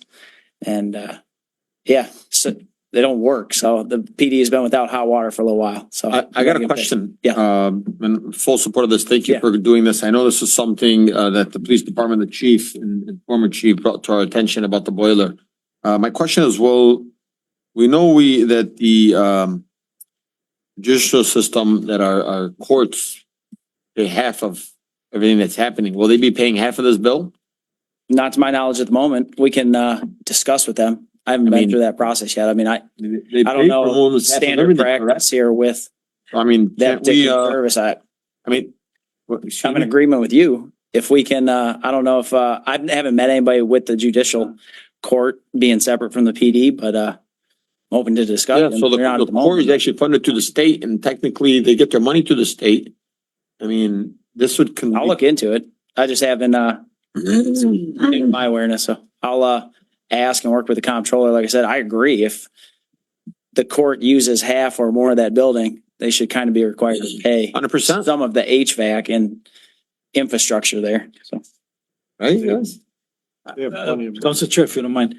So this covers both section of the building? this is all the hot water tank or all the hot water in the building. to my knowledge, just while I was talking to Yeah, the building we can- supervisor. So both PD and the court. Yeah, this is all the hot water for the building that neither one of them are functioning and they've been leaking and causing damage. So Such it's time to, everything the court gets paid by the city, only the judges, they get paid by the state. Yeah, but that. Yeah, we have a budget for the court.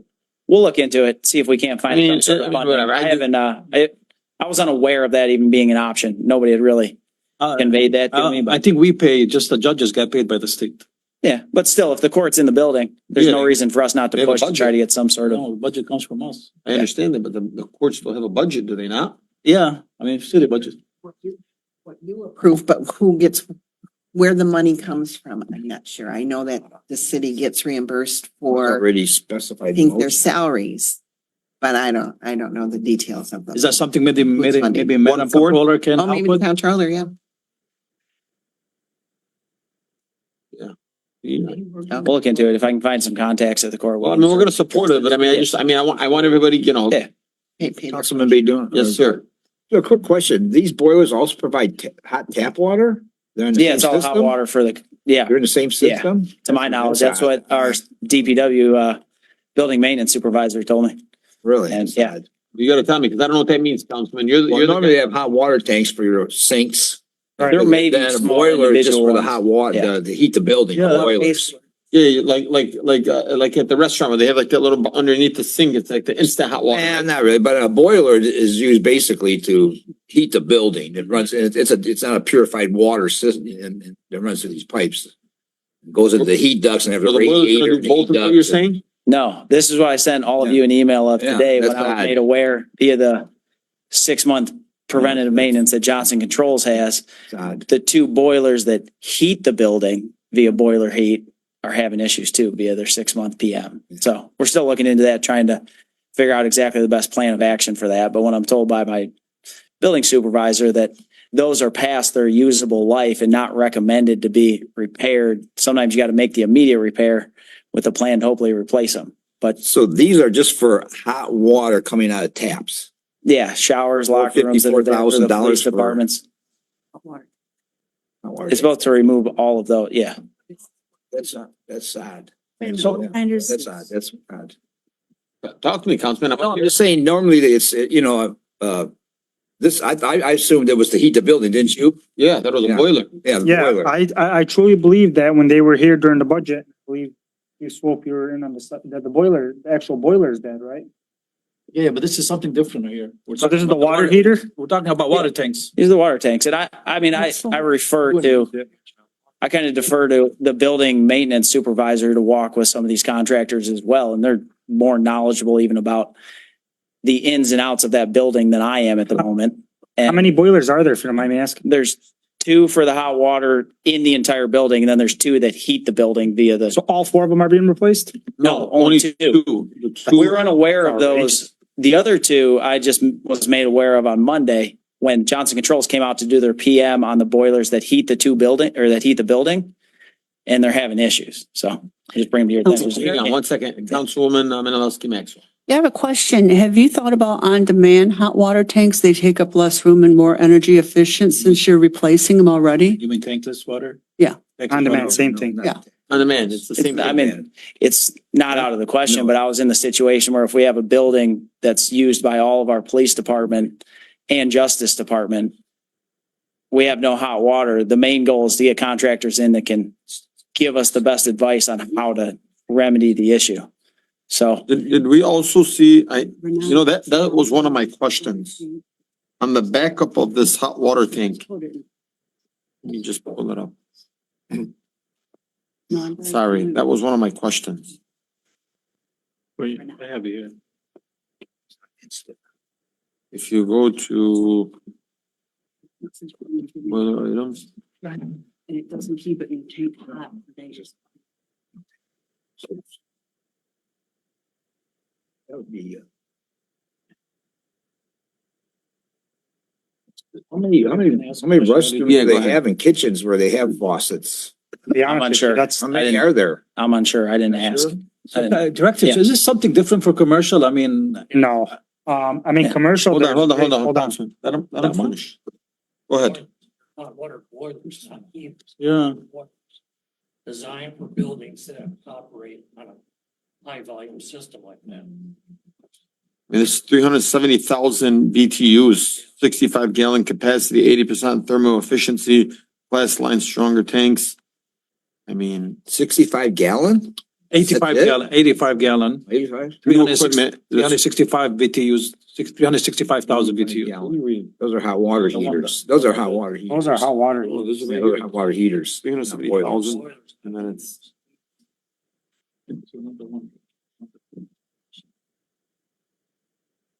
Oh, I'm sorry. And those are 250 gallons. What was that? They're close to 250 gallons. So each of them are- 250? When I worked there, I could. So this is two of 85 each. So that's 170. They're downsizing. Okay, guys, we got a motion on the table. The director's out here, doing what he believes he needs to do. I mean, I don't know much about water heaters. This is I mean, again, that's not my expertise. I kind of rely on the building maintenance supervisor that's been here for however many years and the four companies that walk through and at least try to get a grasp as to what their I mean, we have three bids. recommendation is, and we got four of them, and we kind of determined that was the lowest qualified bidder, and based on the specs. I mean, building yeah. Maintenance supervisor. And I got a recommended bid that here as for our best 100, option. almost 110,000. Council Chair, I mean, when I seen that bid, I said, that's so low to replace a boiler. Cause and a boiler in a building is, probably hundreds of thousands. I thought the same thing. I'm like, wow, we got a boiler for 54,000 That's on like boilers. But if you look at here, we got four bids, one at 108,000. We have another one at 78,000. And then you have this other, I'm sorry, three bids. And then you have this one here at 54,000. The reality is, they're all offering the same BTUs, or maybe, give or take a little bit, gallons are off, give or take a little bit, but I mean, you can see they're all basically saying the same thing, and one is just a lot cheaper. From my knowledge, Allied is more familiar with that building and been working in that building longer. Like I said, I'm fairly new to both this city and these facilities. If you get a new company to come in and they're not familiar with the infrastructure of the building, they're going to bid it higher, not knowing any history of the building. So that's kind of when I discussed with our building maintenance supervisor that he recommended. I'm sure, and Ally probably has worked in our building many times. Yeah. Any other discussion?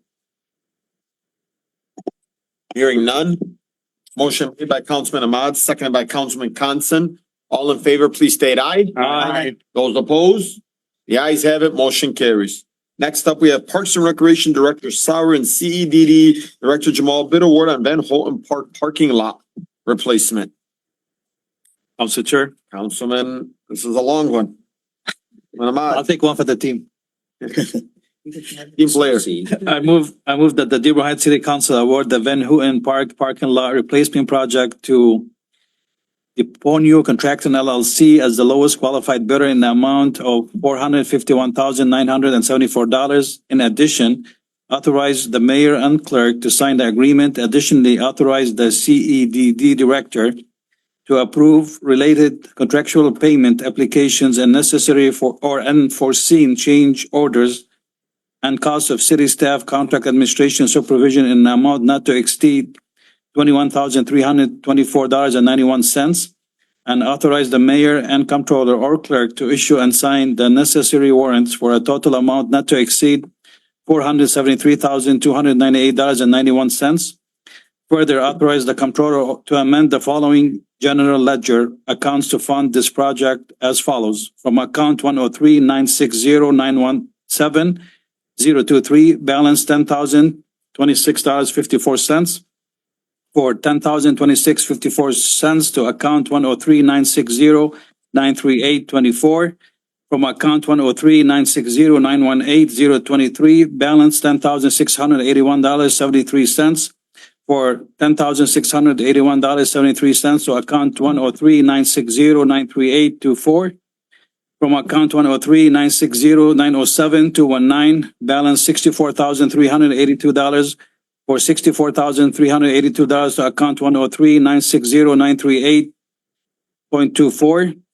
Total of $90,298.91 as stated above to account 103-969-938.24 with balance of $350,000 from CDBG, fiscal year 2024 and 33,000 from the city general fund totaling $298.91. Furthermore, authorize the treasurer to pay down from the unrestricted general fund pool bank account to be reimbursed from the U.S. Treasury later accordingly as outlined in 7-C. Support. Motion made by Councilman Ahmad, second by Councilwoman Menalowski Maxwell. Councilman, thank you for reading that. No problem. Going through all those different general ledgers. Any Council discussion Chair? on this? Yeah. Yes, sir. Why is this so expensive? It's a lot of money. It's $500,000 for a parking lot. How big is this parking lot? What's the square footage? Huh? What's the square footage? I don't know. Yeah. It's a lot. It's a big problem. You know, when this came brought before me, I had a resident reach out to me and ask me, said, well, why are we paying for, the parking lot when the parking lot was fairly new? Was it destroyed during the construction? I don't know the answer to that. Mr. Deeb, Director Sauer, you guys can speak up on this. Council Chair, while they're walking up here, I think we should show our former mayor and his family respect, and it's pronounced Van Houten. Not Van Houten. Van Houten. Van Houten, yeah. I don't think he meant it disrespectfully. No, I know. I'm saying it was mentioned, that name's been mentioned several times throughout the past year or so, and it's Van Houten. Thank you, Councilman. Van Houten. I think I've called it Van Houten. It is Van Houten. Actually, Lyle Van Houten was the mayor that hired me. That's why I know. His daughter's a judge. In 1988. Wow. I wasn't even born. Me either. Well, yeah, I don't want to recognize that. Anyway, in regards to the parking lot was in horrible shape way before the construction even started. It was all granulated and broken up and holes in it. I think I even might have pictures of the parking lot before the construction started. It was horrible. So. Okay, I'm gonna make a quick 4th and 1 audible, especially to get my support on this here. I'm gonna ask Mr. Deep to step up because I know he's gonna tell me, yeah, I'll make it happen. On that parking lot, I'd like to see a couple of, and this is gonna be asphalt, correct? Yes, so yes, and it was scheduled for replacement before the project, but we intentionally left it the way it is until after construction because of equipment movement and stuff. So I'd like to see speed humps in that parking lot, especially where there's kids are being able to walk through.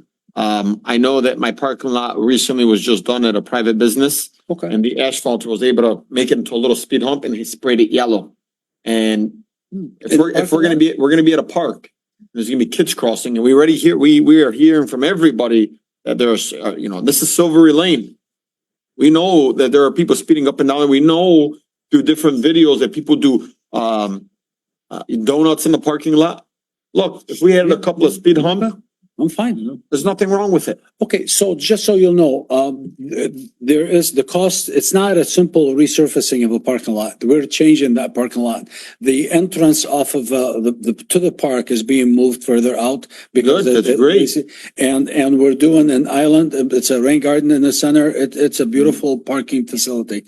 So it is going to be, now I will look at the traffic flow inside that. So that will prevent the donuts inside.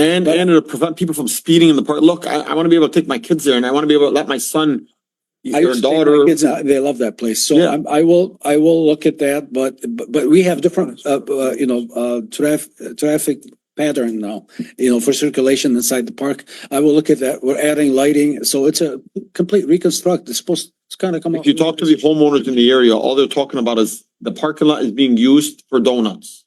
You don't want that. Okay. When you got speed humps and I agree. especially when we're gonna beautify it.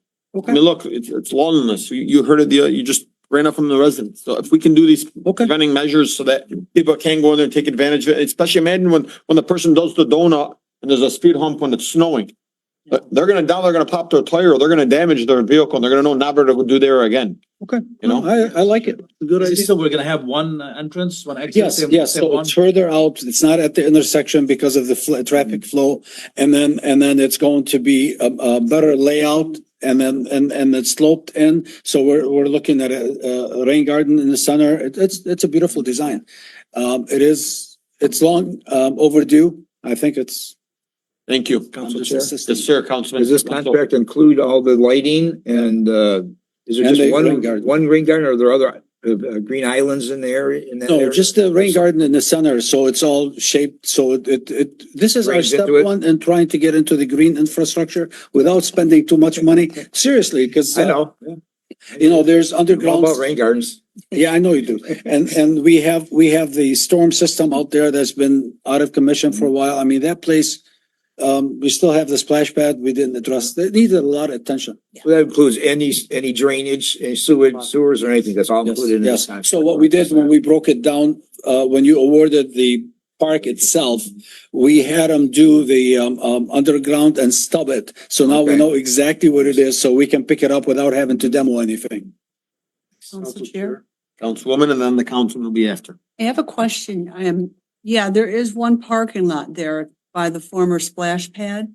What about the other side, that parking lot that used to be the Dearborn Heights Police Department parking lot? Are you doing that also? No, that's not part of this bid. Okay, I just wondered where it ended. No, just the park, just the park itself and that's it. Thank you. Council Chair. Yes, sir. And where's the rain garden gonna be? In the middle, so the water's gonna drain from the parking lot into the rain garden? Partially, yes. And then we still have catch basins, but we wanted to do the rain garden, so it's both. So it's It'll both. be like in the middle, for example? of Yes, the it's parking right in the middle, longitudinal, it should be And then the traffic will flow one way. around it. Yes, Thank you. yeah. Council Chair, Councilman Alonso. did you look into the, type of pavement that the water, yeah? Yes, permeable pavement, yes, very expensive, and then also requires special maintenance. We're looking at it. So part of what we're looking in the new updates on our construction standards, the permeable as well as green finger catch basins.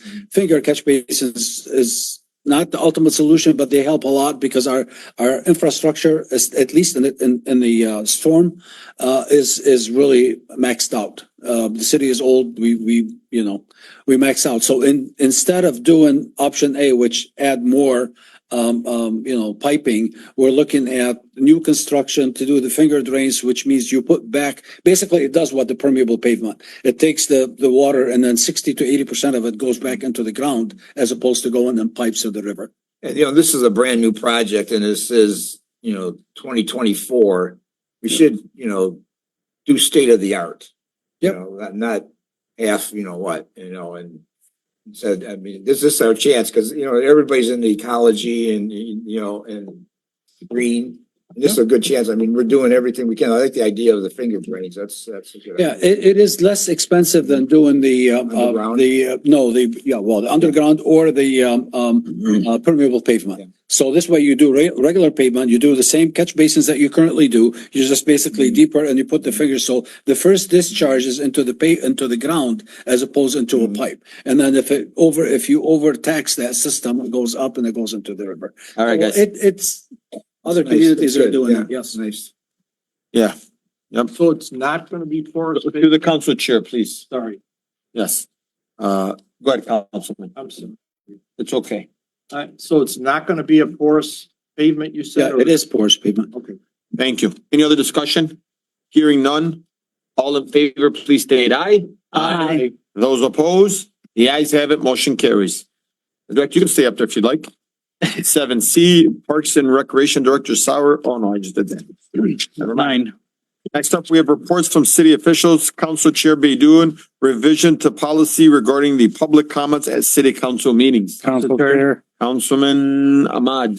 I move that the Dearborn Heights City Council adopt effective immediately the revised policy regarding public comment at regular and special meetings to change section 5 of the Dearborn Heights City Council agenda to public hearings and public comments.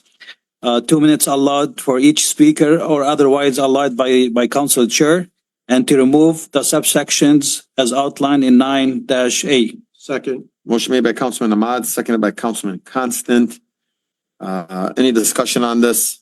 This is simply saying we're removing the public comments and announcements and we're leaving that at the end, but we're allowing the public to continue to speak.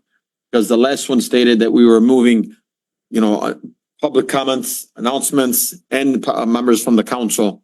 And I feel like we want to hear from the residents. You can either speak on public comments on anything you want or on the agenda item. And then if the council wants to speak, they can speak at the end and announcements can also happen at the end. And then we also limited the time to 2 minutes instead of 3 minutes. Any other discussion? Council Chair? Yes, sir. I disagree. I mean, the comments from city council, right now, they come at the end when everybody's sleeping and left.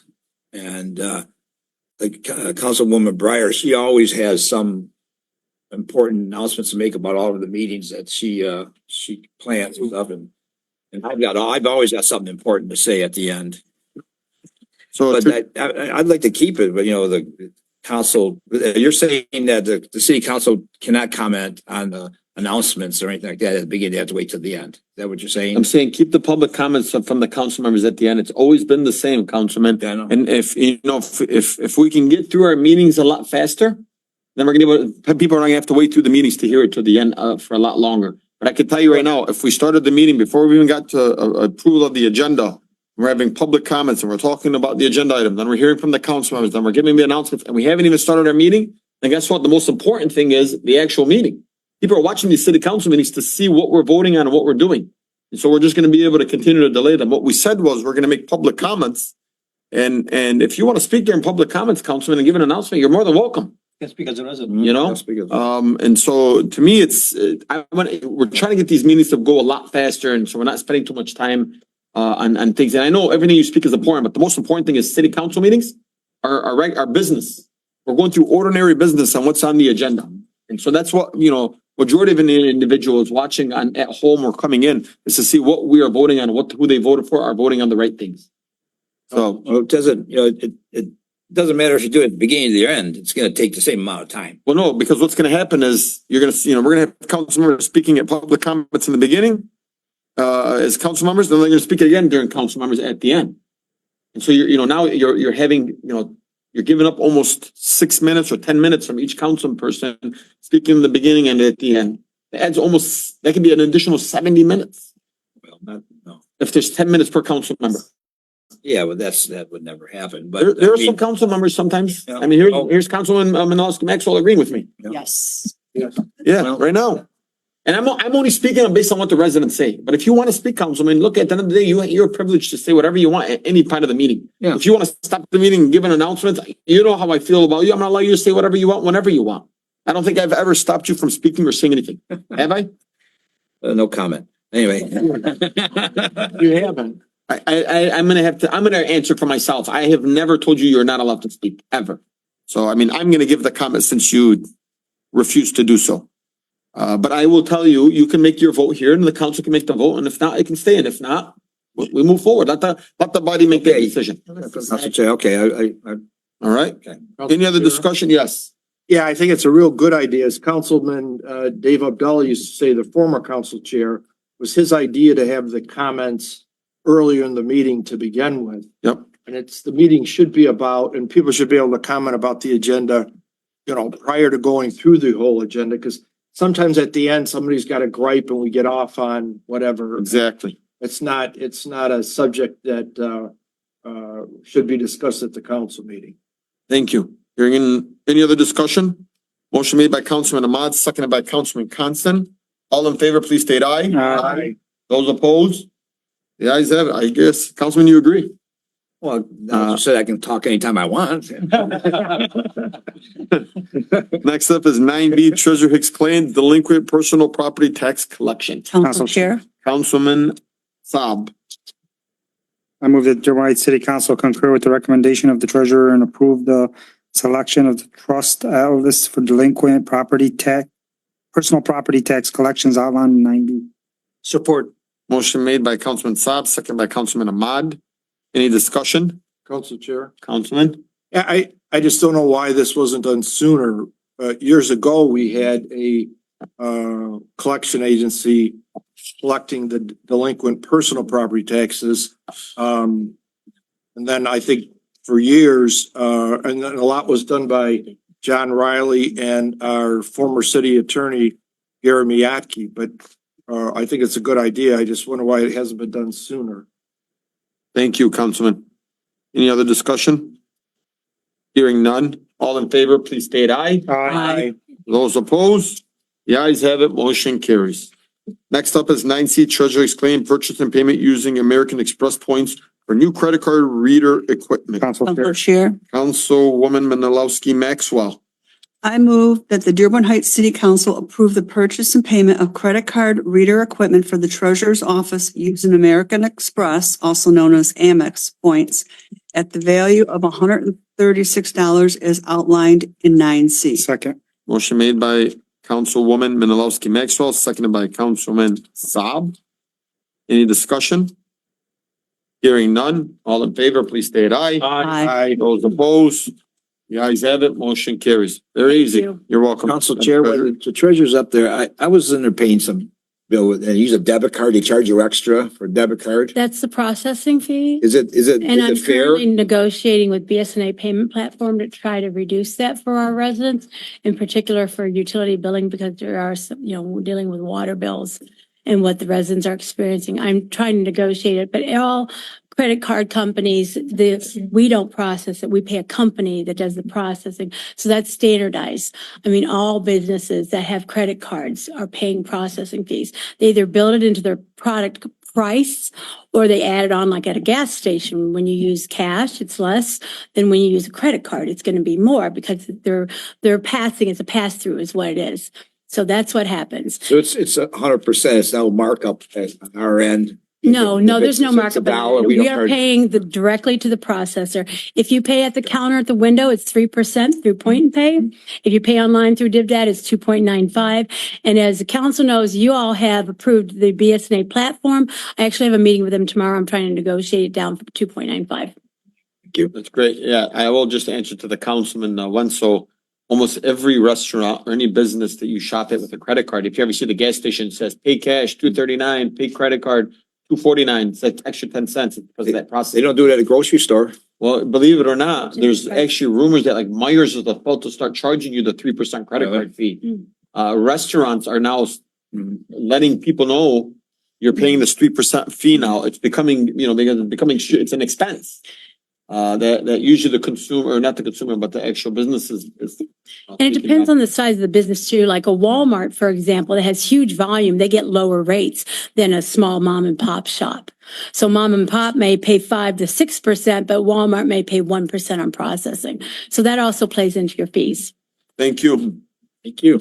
Next up, we have City Engineer Deeb and Chief of Staff Hernandez for funding scout services. Council Chair. Councilman Saab. Move that Dearborn Heights City Council approve the proposal for fund and scout services between the city and Wade Trim. In addition, authorize the mayor and the controller to sign the necessary warrants and the treasurer to issue a one-time payment of $29,000 from GL account number 101-200-810-000 and $67,000 from GL account 592-536-818-000 as outlined in 90. Second.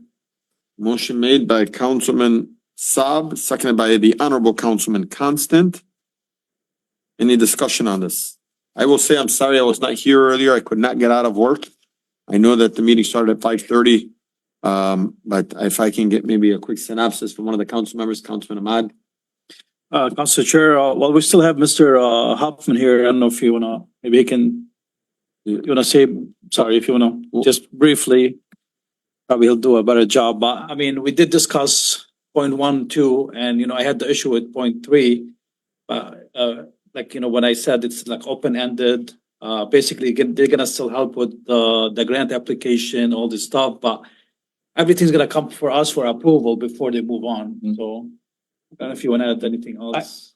I would suggest setting maybe a floor. So if it's a small grant that's really quick, we can get at it. And that happens quite often. And last time we did the 3,000, we don't do that anymore because sometimes it's less. So instead of saying it's 3,000 across the board, if it takes 1,500 to do a grant, we'll do it at that. The smaller grants are the ones that usually are quicker. So really quick turnaround. So coming to council, waiting 2 weeks to get started on a grant can be an issue. The larger grants that we're looking at, we can usually plan ahead and figure out how much that's gonna be beforehand, so. What do you have in mind? Like what kind of number for the floor? I have a proposal. Why don't we keep the number at the floor at 3,000, but give us 4 quarterly updates? Hey, this is what we've done. This is what you guys paid. So now we can look at quarterly, how many $1,500 ones and how many $3,000 ones we've seen. That'd be fair. I think, we may have some that come quick, but we'll try to be more, So that way you're not having to come to us oftenly. Just give us a quarterly, what was brought forward, how much it costed us, and you can just email to all the council members. okay. Anything over 1,500, they still have to come for us. Yeah. So. To be clear, so this is a challenge we've had in other communities.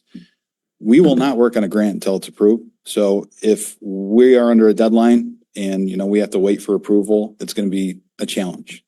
It could impede our ability to get grants done. So I do want to be transparent about that. I spoke with Chief Brogan and he told us about the grant that you're bringing over to the fire department. And, That's a whole different, I didn't get to it in my presentation. over $1 million and it's gonna be occurring every year giving to the fire department from them. From the That's a funding state scout. legislative issue that we're working on. The city has not paid a dime. That's part of another initiative that we're working on. Yeah. Council Chair, Yes, sir. you just said something. I mean, you're not gonna do any work until a grant's approved. Who's gonna do the work on the grant to get it to that stage? That's what I'm saying. If we are not approved to work on it, I'm not working on the grant. So, if the grant's due in 2 weeks and I haven't received approval, that's gonna put us in a really bad spot to actually get the grant accomplished, by the deadline. Is there, you could So conceive that there's gonna be a period where you're gonna have that money before 2 weeks before we have our next meeting? other communities have done this. There's other ways. They set a cap that anything above a certain amount, we come to you before. Others just say, here's a not to exceed. You can get that quarterly report, see what our charges are. And if we need to, we're working on a lot of grants, you can increase it at that time. That's the most, that helps us the most because we're trying to, hustle on these deadlines and trying to get things submitted for the city. If we have to wait for approval, it really puts pressure on us to make the best case possible. Yeah, go ahead. Can I add, council chair had suggestion, with this quarterly report. I like that idea from a management standpoint, to be able to be proactive and seek out every grant possible. I don't have an issue with a quarterly report, see what was accomplished and what the charges were. And if you see a problem with that and you think it's excessive, you let us know. I think ultimately that's gonna be the only fit. But I also think, just looking at the backup, I know that we would have 3 years Yeah. with Funding Scout. I also think, and I know you have some that may, bless you, welcome. I know that we may also see things that may take us 3 years. I mean, who knows? Funding Scout might be with us for 10 years. I still think that there needs to be some type of clause where we can be able to leave. And I think we shouldn't exceed anything over 2 years. I think they should. And we discussed it earlier. I The know. reason for the 3-year was because of the capital program that we have now. The projects are extending 3 years and we didn't want to impede the progress on those things. And then after that, we may not have that kind of large program, but we are catching up on a lot of stuff. And there's a lot on the table. To me, look, we're coming to you here and we're saying you have an open check, give us quarterly updates and then the council can always renegotiate it. But I'm more so of saying like 3 years of putting us to somebody, well, who knows? Maybe in 2 years, we want to hire a grant writer and we want something in-house. So locking us in for 3 years, I think is counterproductive. All right, send it back and, we just Not stop putting working. it back. I think not just me. I mean, maybe other council members can give their input. I think 2 years is a good time. We're not saying 1 year and saying basically you're not investing in us. Council Chair, You got state representatives that are in office for 2 years. Council Chair, can you is it possible, Council Chair, if we do 2 years, at the second year mark, it will extend to another year unless the council says, no, we want to do something else. Well, no, I think they need to come back before the council because what happens in 2 years? Yeah. This could be a new bond. It could be 3 years with a caveat that it's 2 years. And if you choose at the end of the 2 years to stop it, you stop it. But if not, it will automatically renew for another year. Council Chair, I mean, we could do it like we did with the audit. We can keep it 3 years. With every year, they have to come back here for renewal. Okay, or that way, we can put in their But my main concern still is the 1,500. If we give them an open-ended now, like to work on whatever they want, I don't want to violate the charter, as they need to come to us for approval. Why do we say not to exceed $3,000? That was what it was before. It was 3,000 before. I think we should have monthly reports instead of quarterly. You wait 3 months, Yeah. 3 months. Maybe, is a long maybe, time. maybe. Well, because you're probably not getting a grant every month. Well, it'd be nice to know, get an update what they're doing, what they're looking into. Council Chair? Yeah, but we want to know what 3 we're months. spending.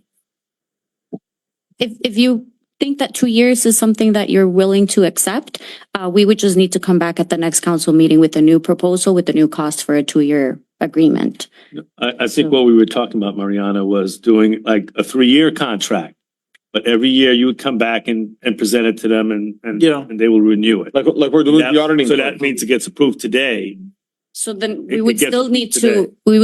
work on the agreement because of the Yes. payment fees associated with it. So you need to break it out into So we're 3 saying if rather we than give you, 2. we give you a 3-year contract with a year option every year to make sure as long as you're doing the right job, the fees are gonna go up higher on us? No, No. it's just, right now it's broken into 2 payments. We would have to break it up into 3 payments. That's what I'm So saying. how often can you say that in the 3 years that the fees is the same? Yeah, the fee's the fee. Okay, how often do you say we're getting grants from you guys? Every month or every quarter? 4 times a year or at least? I addressed this in my presentation. This is by far our most successful client. Typically, we try to return $10 for every dollar in fee that we're paid. Right now, we're at $309 for every dollar that you paid us in fee. Our total fees for the 2 years is $86,000. That's probably half of what you'd pay a full-time grant writer who would not have that much success. We've got $26 million secured, and we have about $2.5 million left in pending grants, and that's not including anything that we're looking at down the road. Is $26 million have already been awarded to the city?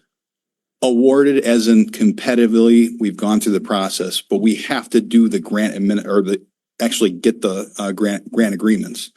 That is a process as well. That's part of the reason our fee increased, because we have a lot of that coming. How much money have we actually received through these grants? Not what we've been, 26 million is one thing. That includes the bonds that we had to match and things like that. Is that correct? So you don't get a dime until you do the project. So all these projects, they're happening over time. So we have to enter the grant agreements and we have to do the project before you get the Have we money. done any projects? No, because we're just getting these grant agreements. Okay, I'm just asking just for my knowledge. So Representative Talib came here with a big check 2 weeks ago. And that grant, we still have to enter the grant agreements. It's the city's money because it's in federal law. So we just have to get the grant agreement and then do the project, then we get the money. So we've already paid 89,000, but we've got no money? I'm just trying to, I'm putting this in my head. I don't want you to think, Mr. Hoffman, I've heard great things about you. But again, I'm just trying to put this in my mind. We've paid $89,000. We haven't entered any grant agreements. We have proposed 26 million. But until we either do the projects, and I know it's a process and it takes time. It's not something that just we blink our eyes and it's there. But we are projected to start seeing some of these funds and projects begin in the next year or two? Yeah, I mean, you've issued contracts for things that will start happening next year. So. Council Chair, we have the first to draw. We actually have draw.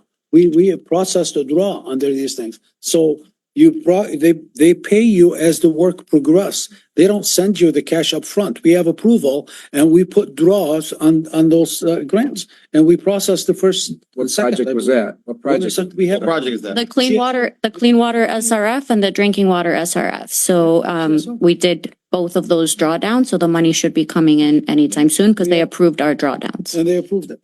How much was it? The draws. Where's my so I think one of them was about 215 million. I mean 15,000. I was gonna say 250 million. 215,000 and the other one was somewhere in the $70,000. So we brought the contract to you for approval. So you approve the actual CSO contract. Now, when we have costs associated, we haven't started construction, but we can claim design and staff, time. And we put the draw and they approved that and they send the check. This is how all the grants work. You do the work, they don't send you the money up front.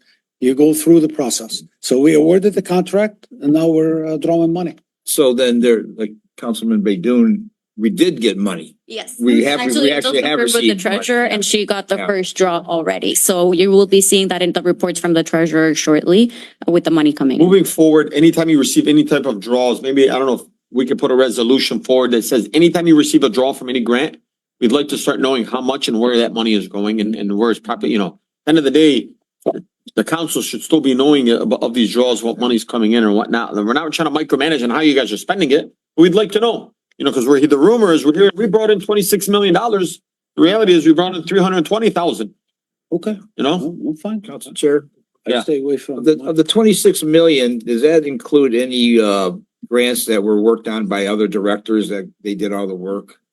No, No. that's just. This is all through funding. specifically for the, No, the No, scout. that's ours. That's 100%. Okay, good. I mean, we don't have an answer though, and So are we sending it back to change the cut, like? So we're gonna keep it 3 years, but just renewal every year. So I think that we would just need to amend the payment format because right now it's 2 invoices and 2 separate dates. So we would just have to add a third. If you want, we can bring an amendment at the next meeting. that's where fine. We break can down vote the- on this and then that way. Okay. Mr. Haltman can feel more secured, but we also have to figure out what the number is.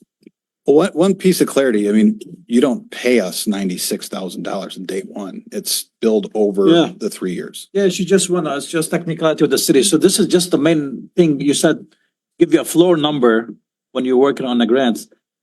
So I don't know, do you have a number in mind? You said? I feel most comfortable with 5,000 because sometimes we can get these grants done and, get all the technical aspects and meet those deadlines. If it's bigger than that, typically we have more of a upfront, kind of warning that it's coming. So before the grant's even out, we could say, we're going to go after this and we're trying to get consistent success. I want to see long-term success here. And we actually have some good opportunities for it because the city's really never pursued funding before. So we have a lot of opportunities. We need to be very careful not to get all the grants right away. I know that sounds like you would want to do that, but you have a lot of capital projects already in place. So we're trying to be strategic about what we go after, spread it out so we're not asking year after year. Try to spread out the. So Hoffman, can you also, when you get a chance, it's you specifically, not actually Mr. Gabe or Mariana, can you email us what you went out for and give us a breakdown of where the $26 million total is up to? I've provided that several times, so Yeah, I don't know if I've received that one, so can you send it to me? I've never received it. Yeah, it's in what I presented tonight. If you heard me earlier, I wasn't here earlier. I couldn't get off of work, so if you don't mind, can you email that to me? Sure. Thank you. Hey, Council Chair, I would like our directors to have the ability to find these grants and write them and We don't have a lot of them do that though, like, Director Jamal. He does a good job of doing it, but I understand where this comes from. Because we can't ask our directors to spend all their time finding grants and writing grants. They have other obligations to do. So I'm, Thank you. All right. So do you want to amend your motion, Councilman Saab? To put a limit of 5,000, not to exceed $5,000? It's 3,000. No, we said 5. 5? Yes. I'll amend it for it not to exceed $5,000 and then to amend it back to 3 payments instead of 2. And then come back yearly for approval over 3 years With quarterly updates. with quarterly updates. Thank you. Quarterly updates, $5,000. Repeat it from the top. So I amend the motion to make it $5,000, Not to exceed 5,000. not to exceed What's $5,000 5,000? For each grant. each grant. To amend it where we're making 3 payments instead of 2. To come back after every year for 3 years For renewal. for renewal. And to send over quarterly updates on what grants are approved, what grants are submitted. Support. Motion made by Councilman Saab. Did you get that? Seconded by Councilman Thank you. Constant on the amendment. Seeing no other discussion, all in favor, please state aye. Aye. Those opposed? The ayes have it, motion carries. Next up, we have DPW Director Dan C. Purchase and payment of lawn mowers. Council Chair. Councilman Ahmad. I move that the Dearborn Heights City Council approve the purchase and payment of 2 lawn mowers from Hustler Turf at the Sourcewell contracted price via state bid and authorize the mayor and clerk to sign the necessary paperwork to execute the contract. In addition, approve the budget amendment reducing the building maintenance, repair and maintenance equipment GL account 101-265-932-000 in the amount of 28,666 and increasing the building maintenance capital outlay GL account 101-265-981-000 in the amount of 28,666. Further authorize the mayor and comptroller or clerk to sign the necessary warrants and the treasurer to issue payment from GL account 101-265-981-000 as outlined in 9-E. Second. Motion made by Councilman Ahmad, seconded by Councilman Saab. Any discussion on this? Hearing none. All in favor, please state aye. Aye. Those opposed? The ayes have it, motion carries. Everybody wants lawnmowers. Next up, we have Police Chief Swope 2024 Justice Assistant Grant. Council Chair. Councilman Saab. Move the Dearborn Heights City Council authorize the acceptance of the U.S. Department of Justice 2024 Justice Assistant Grant known as JAG in the amount of $18,038. In addition, authorize the mayor to accept and sign the solicitation and certification form as outlined in 9F. Second. Motion made by Councilman Saab, seconded by the Honorable Councilman Constant. Any discussion on that? Hearing none. All in favor, please state aye. Aye. Those opposed? The ayes have it. 9G. No, I'm sorry, I forgot about that. Next up, we have 9G, Councilman Saab, Lead Lion contracts. Lead Lion on, Lead Lion 1, whatever the heck you said earlier. Council Chair. Yes, Councilman Saab. I'd like to move forward and put a motion forward to suspend all city contracts throughout the city with the company Lead Lion and quote, Lead Lion, the Lead Lion Corporation, Lead Lion Inc., whatever it may be, until we, honestly, I'd like to see all these contracts go out back. Councilman Saab. Motion made by Councilman Saab, Second. seconded by Councilman Wenzel. And I respect, democracy and what everybody wants to do. I just have a quick question. What is going on?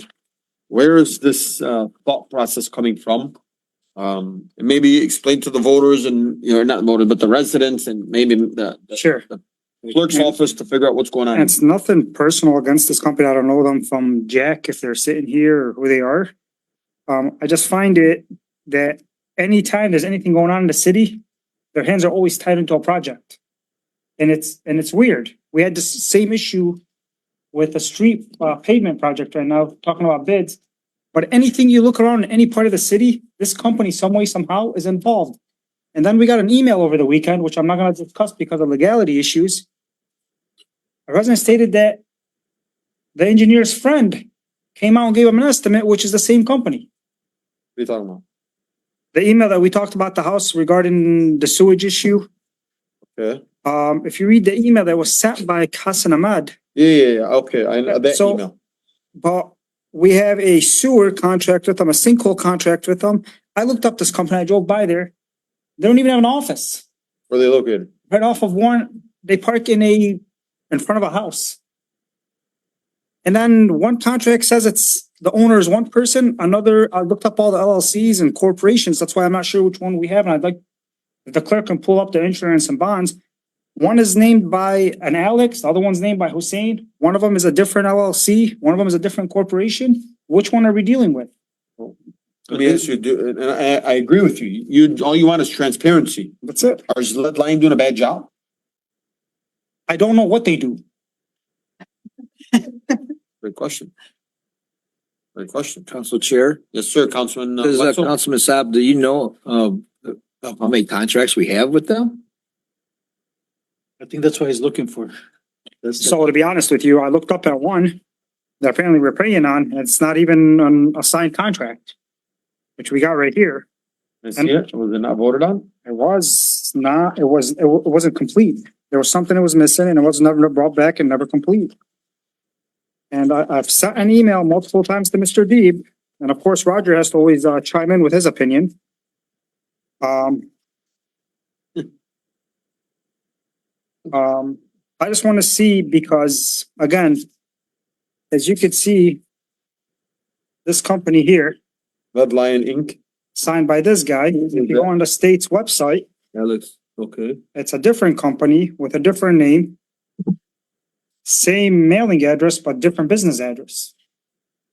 Was this the individual that did our, Sign. our sign? Yep. So I'd like all their contracts to be suspended and put back out for bid. I don't know if this is some kind of friendship in the city or a buddy system or whatever it is. Our job is to be transparent. Our job is to be fair. Our jobs to be. We have a duty with taxpayer money, and honestly, I don't think, based on a sinkhole and tap sewer lead, I don't think they're qualified. Prove me wrong. I mean, I personally went out of my way to look up this address, to go pass by this property, look at this business. They're parked in front of a lawn in front of a house. And this is not the type of companies we should be looking at and hiring because of the lowest price. Because honestly, I want to see the work they've done. Thank you. All right, Councilman, Ahmad, you got the floor. Council Chair, thank you. I was just gonna say for Councilman Saab, I mean, yeah, let's go ahead and suspend until you receive all the paperwork you're looking for, all the contracts, all the bonds, all the insurance that they need to I have. don't think it's available. Well, if it's not available, then it's, that's, sure. that's your answer right there. So just to be fair across the Well, board. let's also, let's not come out and say they did this or they didn't do that. That's I'm not sorry. the conclusion. I mean, when you're talking about sewage, happening in sinkholes and stuff, you want to at least, we had companies come out here with millions of dollars worth of equipment and employees and everything. Roger, don't interrupt. Please don't speak to me that way. Okay, go through the chair. When I'm talking, don't interrupt. I'm talking You're to not the talking council about chair. this. Guys, I'm talking to the So you council respect chair. the chair. Yeah, you respect me Stop too. talking. I don't have to Don't point respect at me. you. Don't point I at me. think you are. Come on, Why do you Roger. think you're pointing at me? Roger, guys, come on. Hey, Roger, please go to the chair. You're gonna have your time to Yes, speak. council chair. Guys, we don't have to, yes, calm down. It doesn't, Love each other. again, I don't have to love nobody. My question is here is I've been asking for this information for over a month. And then on the weekend, we get this email I'm talking about. It has nothing to do with the house that we're discussing about. And Roger chimes in, this is a cease and desist. So, yeah, I think Councilman's got some valid points here. If somebody doesn't have a signed contract, nobody knows what this person is doing. Bring it before the council, let the council make the decision on it, and be either vote yes or vote no. No, council chair. I don't think this is about anybody personal or anything like that. Hey, Roger, I'm gonna give us 2 minutes on this floor, on this topic. I just need 1 minute. Even better, 60 If seconds. if a company, council chair, is involved in negotiations and we're involved in litigation or potential litigation with the city, there's one contract that this company has. And I'm concerned, and what I said in my email is this councilman is representing a homeowner against the city, which would be violating his fiduciary responsibilities. He comes forward with these aspersions and allegations that without any backup or any documentation to support it. Okay, you suspend this and then you open us up for further liability where a company is helping us in a negotiations and settlement of a claim. So therefore, do your homework, come to us with documentation other than your personal beliefs so we can professionally examine the issue and not deal with emotion or what personal issues you have. There's only one contract I'm aware of, and Mr. Dibb can speak to this, that this company is working with the city. And the contract that I'm aware of is we have a lawyer that's representing us on this matter, and you're interfering with the legal proceedings as we try to resolve this issue. Thank you. So, thank you. Thank I you. think it's 2 minutes. Yeah. Thank you, Roger. I appreciate that. Yep, Councilman Constant? Well, yeah, and I would just like some background. Maybe we can have a study session on this. I mean, as soon as next week, but especially if it's in litigation. We're talking about the Lead Lion, the same company that was involved with the lights. No, that's IB. Ah, you mean the market, The lead, we're talking about the Lead Lion. Is that correct, Councilman Saab? Yes. Thank you. Any other discussion? Council Chair, just a quick question for Mr. D. Are they involved in a contract or construction work that's vital currently?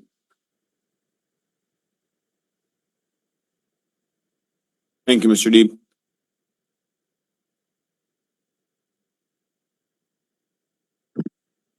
So the only contract I know of that they currently have is that on-call as needed, publicly bid contract for sewer lead backup. So if you recall, a couple of years ago, we had sinkholes in backyards.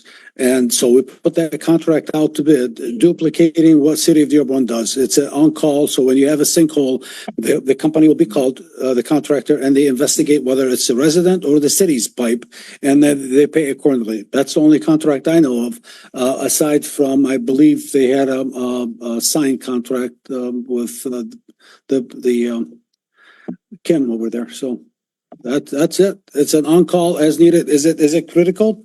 They've addressed 4 or 5, and the only reason I got involved in it is because it was the predecessor, DPW, and they needed help with, but it was publicly bid and awarded and council approved, so. That's. Mr. Deeb, can we have a copy of that contract?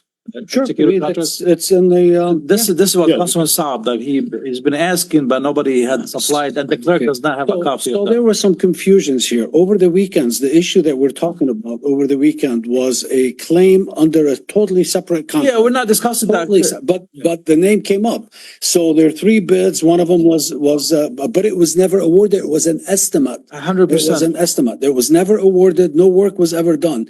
That was an estimate. So they provided an estimate the same as other. No, I companies know, did. but just So to be that- fair and that's- clear, Councilman Saab was not even discussing that claim. He was. I understand, but- That name came and he asked for that contract. That's it. Insinuation that it was a friendship and that is absolutely not true. That is absolutely not true. It was, that one contract was publicly bid, and we can get the breakdown and whoever bid against them, and you, and the council Council approved Chair. it. So. Hang on 1 second, Roger. Please let him finish. Just, no, I'm supplement. Please let Mr. Deeb finish. Thank you, sir.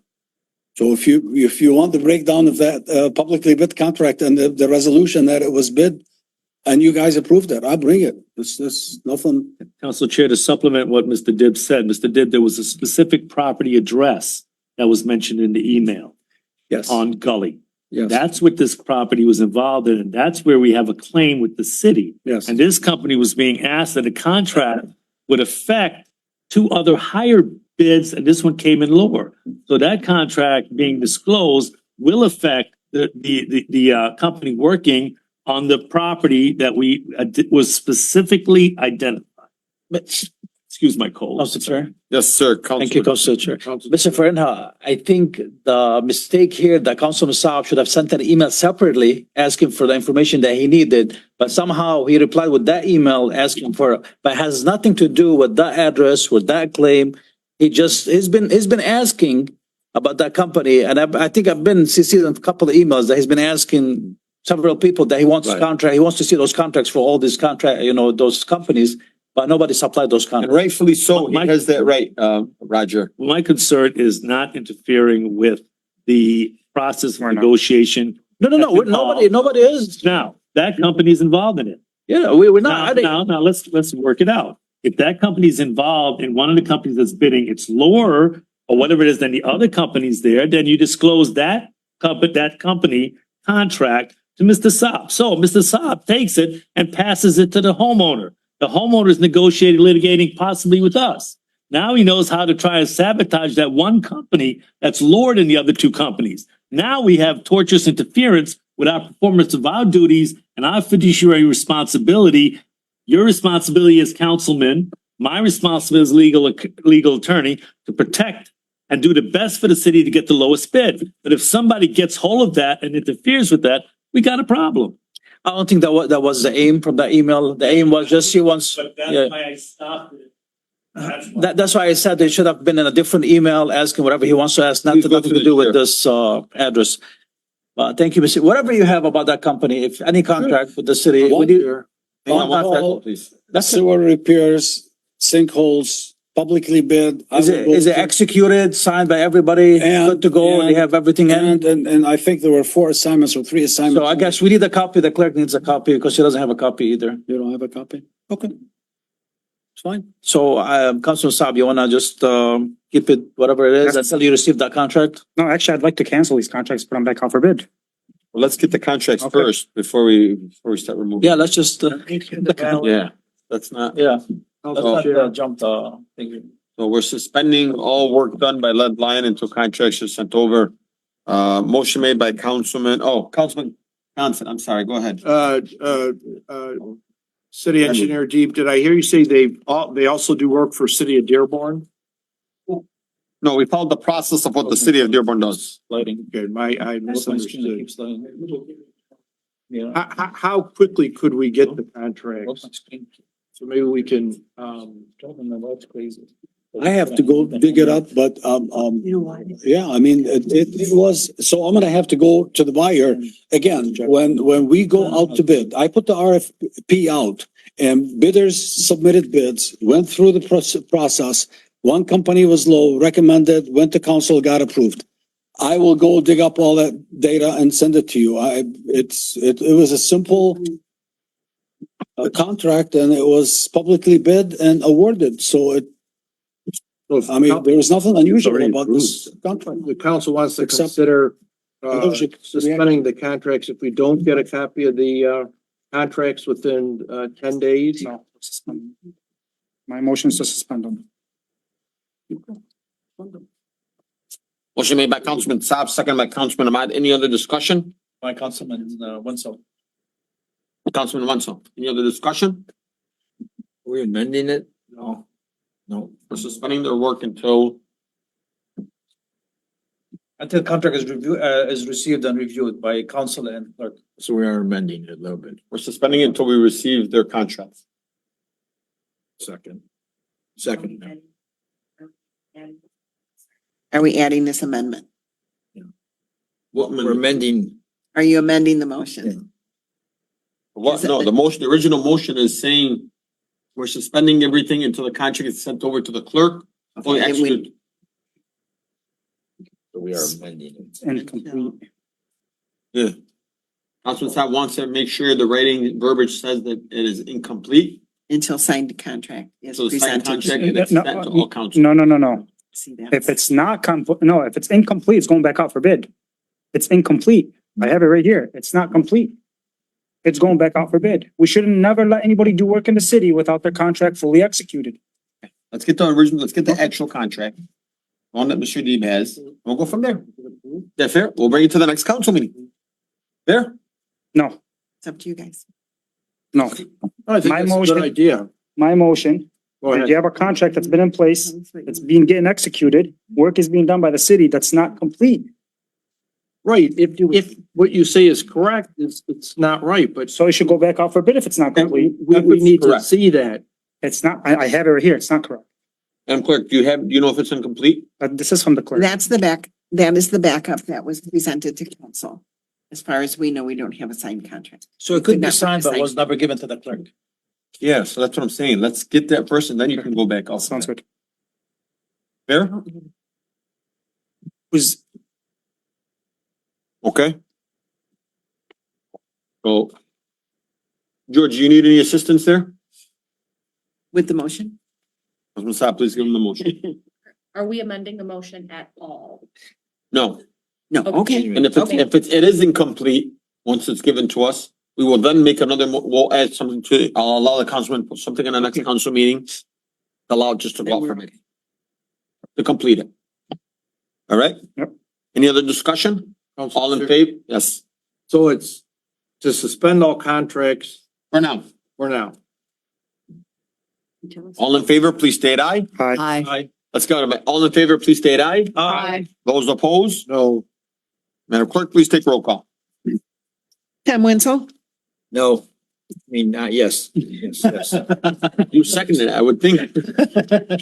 Denise Malinowski Maxwell. Yes. Robert Constant, No. Hassan Ahmad, Yes. Hassan Saab, Yes. and Moby Dun. Yes. Motion carried. 5-2. All right. Number 10, petition from citizens, none. Next up, ordinance and resolutions. Council Chair Baydun's resolution regarding water consumption investigation by an independent party. Council Chair, Councilman Ahmad. I move that the the city of Dearborn Heights, whereas the residents of Dearborn Heights have expressed significant concerns regarding the rising water bills, which have become increasingly burdensome for many households, and whereas the city council is committed to ensuring transparency, accountability, and fair pricing in the management of public utilities, and whereas an independent investigation is necessary to assess the operations, billing practices, and overall management of the water department, free from any potential conflicts of interest, and whereas the finding of such an investigation will provide the city council with critical insights and recommendations to address the concerns of residents and improve the water service provided. Now, therefore, be it resolved that the City Council of Dearborn Heights hereby authorizes the issuance of a request for proposal RFP for an independent party to conduct a comprehensive investigation of the water department, and be it further resolved that the investigation will include but not limited to the following areas: review of current water billing practices and rates, analysis of operational efficiency within the water department, examination of any potential discrepancies in water usage and billing, assessment of customer service and responsiveness to resident inquiries and concerns. Be it further resolved that the selected independent party will report directly to City Council, ensuring that the investigation is conducted without influence from city officials or the water department or city administration. And be it further resolved that the City Council will allocate the necessary funds to support this investigation, prioritizing the financial well-being of our residents. Be it finally resolved that the council chair, Council Pro Tem, shall publish this resolution and proceed with the RFP process promptly with the goal of selecting an independent investigator. Adopted this by 10/22/2024 by the City Council of Dearborn Heights. Support. Motion made by Councilman Ahmad, seconded by Councilwoman Menalowski Maxwell. Any discussion? Since it is mine, I will just take the floor. I know I spoke a little bit about this. I heard a little bit from our comptroller who is new to our city and who oversees the water department. I assured her, I am assuring the new DPW director, this has nothing on you guys. There's nothing on your employees. But what I can tell you is, I promise you, every single day, every time water bills come out, people are calling us and saying this basic necessity can't even be used in Dearborn Heights. Unfair. And unless any council member here or any administration or anybody in this room right now can tell me why the basic necessities are skyrocketing in Dearborn Heights, I will remove this and I will table this right now. But until you can give me a good reason as to what is happening, I was just recently added into two different group chats. One on where the Riverside Raiders play. What is that area called? The subdivision? The River Oaks. The River Oaks subdivision, and I was just added to another group chat which is called the Military Hills subdivision.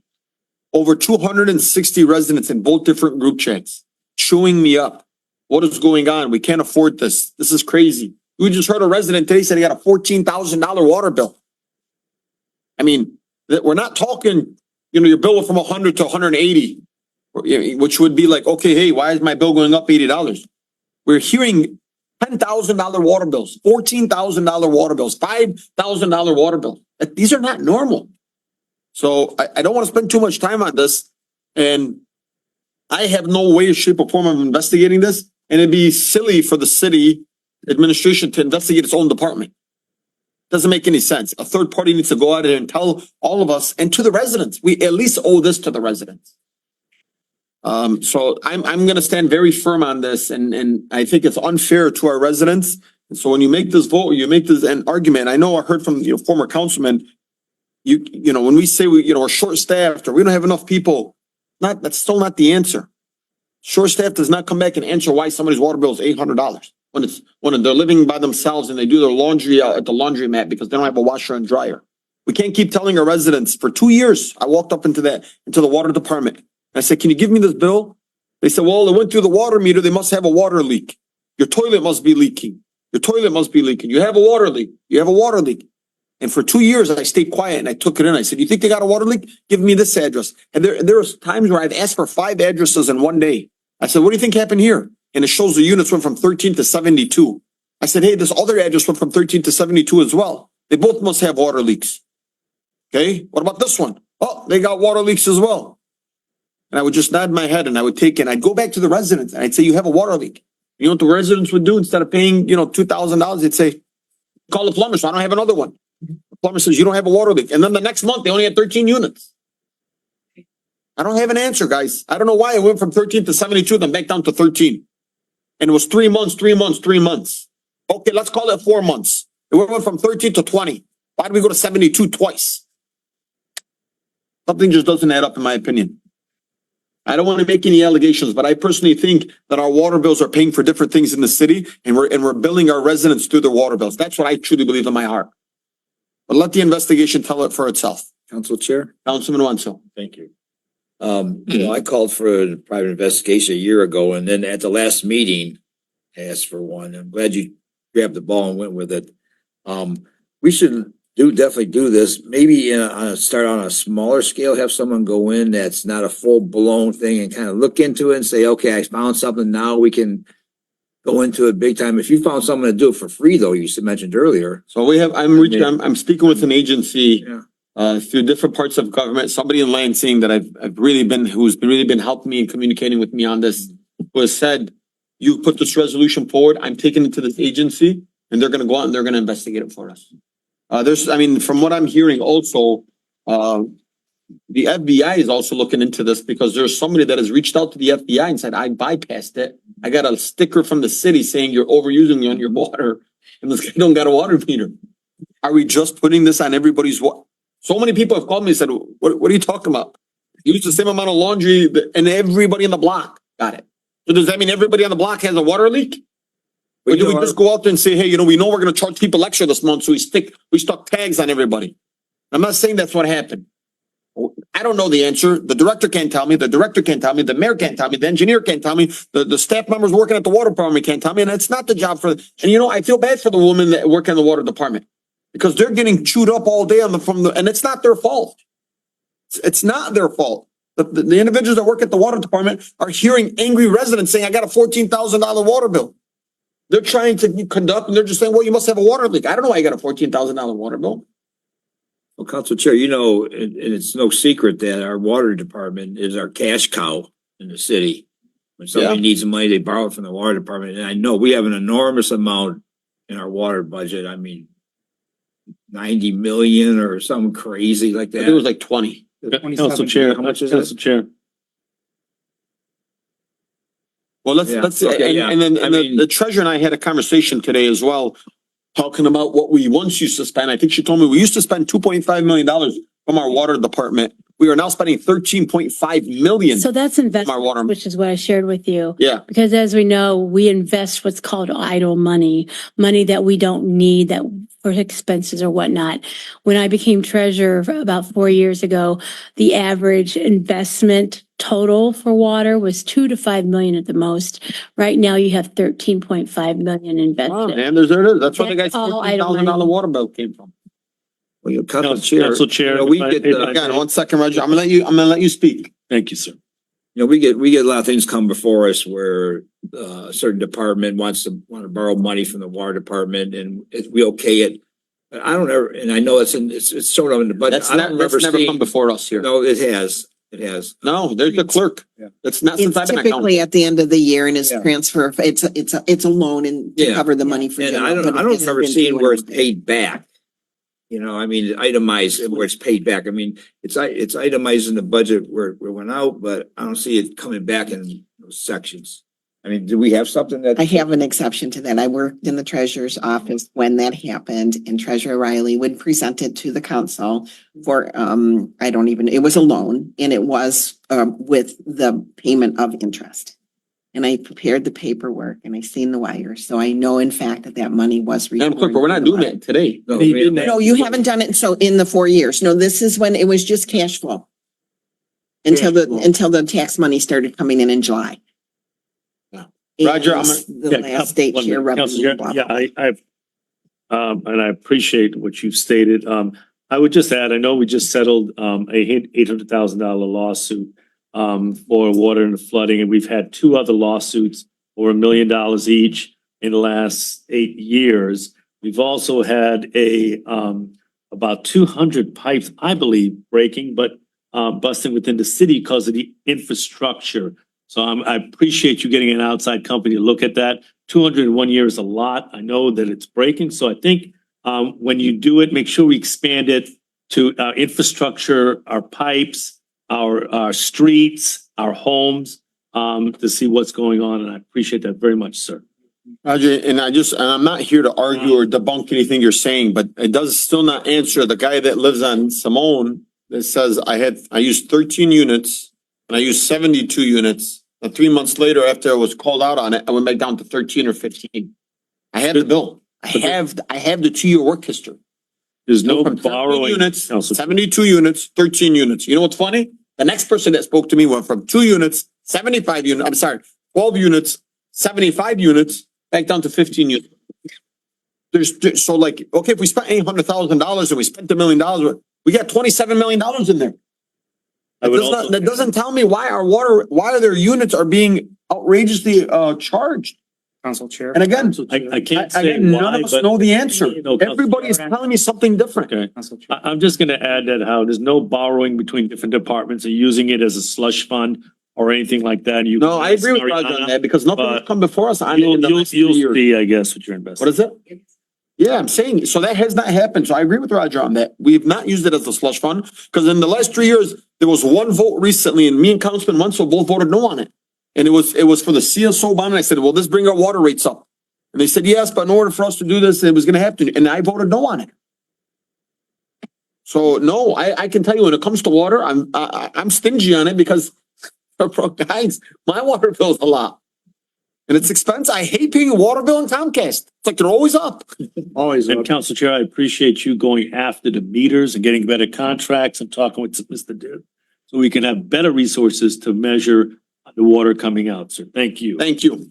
Council Chair, really quick, I think. I'm gonna have Councilman Saab go first. Okay. And then you can go ahead. Council Chair, the problem is, that we need to look at are the meters inside the homes. After the meters where the residents are getting charged.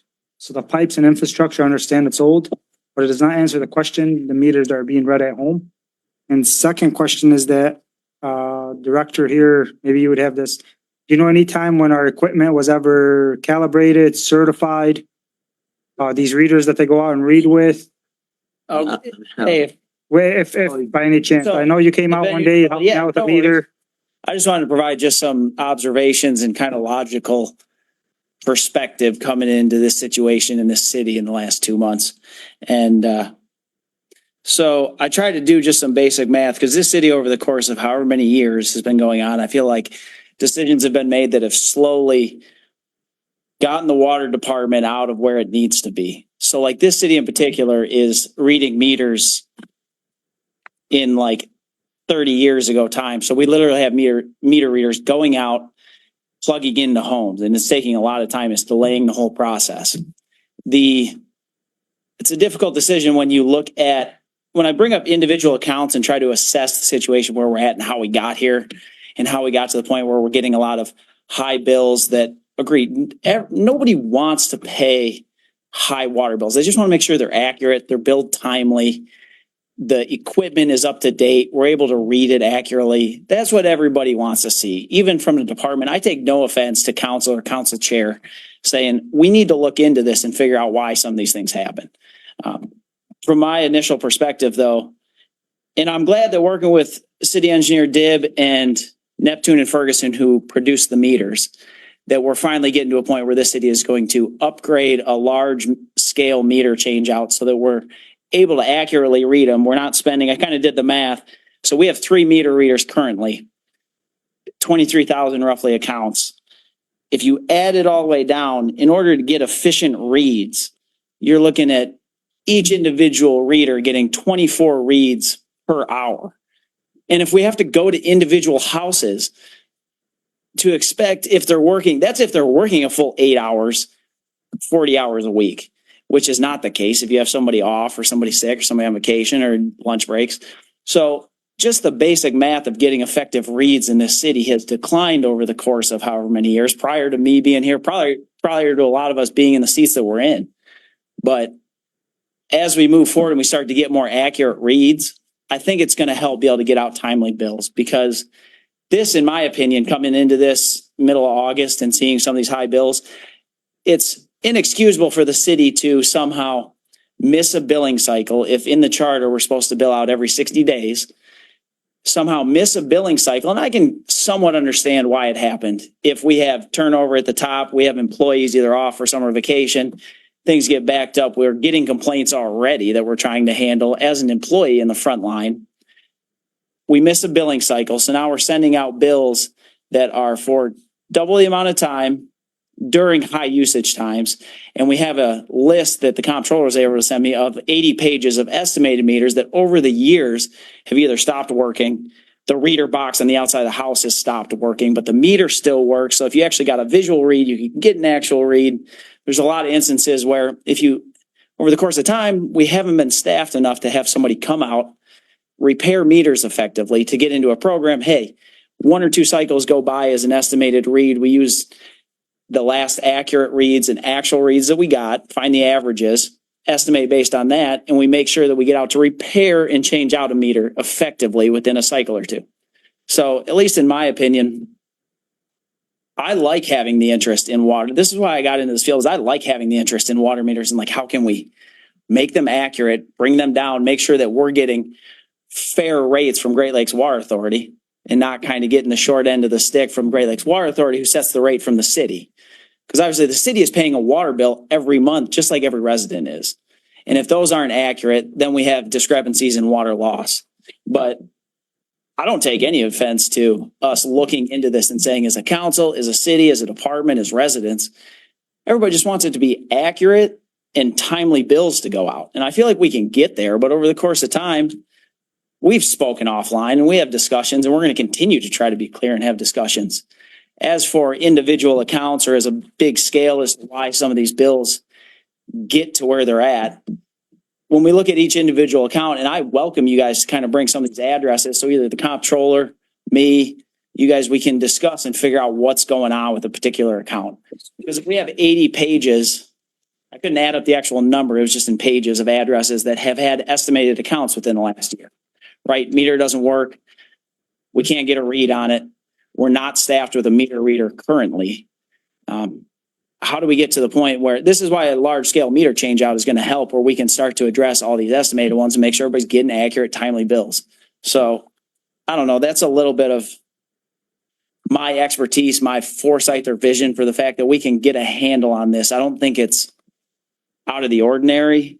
Other cities have dealt with this. I mean, you hear of stories of Detroit of having this instance where you get bills that for whatever reason over the course of time and kind of a lack of investment in a department or awareness in anything, small changes have occurred over the course of however many years. So now we're literally reading meters, where we have 3 meter readers going out and expecting to get 24 reads an hour, which when you think about, okay, 24 reads in 1 hour is okay. Now, if you do that day in and day out and you get 5 that don't work, but you got to go to the next one, I can see how this kind of snowballed into the fact that now, all of a sudden we send out bills in October for May, June, July, and August. That is 4 months instead of 2 months, and it's the busy months. And when you're looking at 23,000 accounts, I'm not as caught off guard that 2 could be the same. It could be a coincidence, but when we bill in units, it's possible that on these smaller ends, if you're talking about like a $400 bill over the course of 4 months, could be on the minimum side of our bills. When you're billing in units, it's possible that in a given month, two households of similar size. It's amazing how consistent everybody's water use actually is over the course of time. That they could be within the 748 gallon units that we bill. So it's not necessarily like their exact amount of gallons were the exact same. So, and when you add in some of the fixed charges, I could see how it's possible. I'm not saying it's right or wrong or indifferent. It takes us to look into it to make sure it's accurate, but I appreciate the time for anybody that listened or wants to know at least a vision for the department as a city. I mean, I come in here and everybody just wants them to be accurate and timely. And right now I feel like a lot of them are accurate. They haven't been timely. So you're running into an issue. Like even when I spoke to that gentleman here that came in with a $14,000 water bill, shame on the city for not getting on top of it ahead of time to send out bills timely, right? If somebody moved in and also the resident, you move into a home, hey, I haven't received a water bill in a year and a half, but we're getting actual reads on the meter. The usage is accurate, but the whole process is broken down or it's not. Shame on the city for not sending out timely bills and on residents if you're not going to come and address it. And we do need to work, in my opinion, at least a little bit on some customer service. It's hard when you're on the front lines of dealing with some of these issues day in and day out, but it's not an excuse from the city perspective to say, hey, our goal is to make residents' bills accurate and timely so we can bring them down so they're manageable levels. So Thank you. any other, I mean, that's just kind of my initial communication / view as to where we can go. And I don't take any offense. I think it's good that we look into, a department, try to make it as accurate as we can. Thank you, Director. This is nothing against anybody in the city or any department. Basically, you guys should look at this as a help. Yeah. Since they've been saying we're understaffed and stuff like this, so this should help the city and help the department. But since you mentioned that gentleman that came up here, and I understand where you're coming from, but what's the explanation of double billing the bill not once, twice? I'll look into it. It's I mean, this, yeah. It's really likely a there's process something that I have in the system somewhere that needs to be addressed. Yeah. So that's what we're talking about, but I'm not gonna repeat all the stuff that all the council people said, so I think we should take this to a vote. Yes. Council Chair, just one more question, I'm sorry. Mr. Dancy, just for people with sprinklers, I know in other cities, other municipalities use double meters, one that was sewage and water and one just for water. Yes, I don't so some understand. cities offer a program for irrigation meters is what they'll call them. So you don't pay the sewer charge Right. on anything that goes through the irrigation meter. In my opinion, the city is very far removed from being able to put that into place and make it effective and accurate. I wish I could tell you different, but just from my perspective coming into the city and knowing that a lot of cities don't bother with it and say, unfortunately, we don't have the infrastructure, we don't have the staff, we don't have the ability to effectively make it fair and accurate and standard. It would take a very large amount of investment from this city, in my opinion, to get to that point. I feel like we're steps away from getting to that. Well, my question is to you is that how about if the resident himself wants to invest in that second meter and have it installed through his own plumber and the city installs that meter? We would have to set up some policies and procedures and make it standardized. Great idea. I don't want to tell residents no, right? If they want to be able to set up a way to be able to Because their sewage rate. do that. Yeah. The sewage rate is more than the water rate if they're watering their grass or filling up their pool. You got any input? So Councilman Saab, the way we pay for sewers, we're not allowed to do that. So, we already looked into it. So we pay sewers treatment charge based on water consumption. So what they do is, and we manage that. And so we're part of a larger community that actually pays. So DUA, on the city rep on the DUA table for the technical part. So what we were able to do as a 14-member communities that discharge into the DUA system, to work out a winter average billing. So basically the 3 winter months are the ones, because we know we are not, irrigating your grass. You're not watering the grass in the winter. We take those consumption and report that. It's self-reporting. So basically when we pay the sewer bill to DUA, we report the water consumption in that district. So part of all, now that you heard all the details of how the water system works, on the larger picture, we checked on the technical part, how much water we bought, how much we sold, and then to find out what the losses were. And we were reasonable, not perfect. Normally about 10, we're about 15%. Now that's the real large level, how much water we lost. So now we go into the next step. The largest part of your water bill is the sewers. So we have two sewer districts in the city of Dearborn Heights, right? We have the north side and the south side. Dua is more expensive than Rouge Valley RVSDS, right? Rouge Valley Sewer Disposal System. But we combine those two rates and then we bill uniformly across the city. Dua charges, we report winter months consumption. So I don't have to go and actually say, in the summer, I pay that much, in the winter, I pay that much for sewers. We pay uniform based on the 3 months of winter. Thank But you. Mr. D, my question to you is, isn't that robbery? Because the water I'm spraying outside, feeding my lawn or spraying my grass, it's not going in the sewers. No, I understand, but so we have, all right. All of the water that we buy year round ends up being reported. So the alternative is to go in and meter your source. Alternative. You can say meter the source, but that, we looked into that. So there are only 2 communities out of the 14 that actually meter their source. It is charged from the city into the system and they actually meter it and say, I'm only gonna pay based on what I discharge into the system.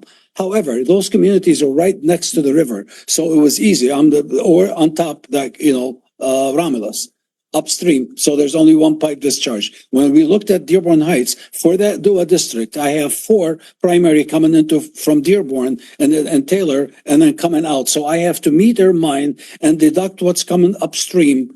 It's a nightmare. So it was, and maintain the meters. So any potential savings on sewer rate, I'll have to pay for the maintenance of the new meters, which I just Thank installed. you, guys. So it's, I don't want to keep spending too much time on this.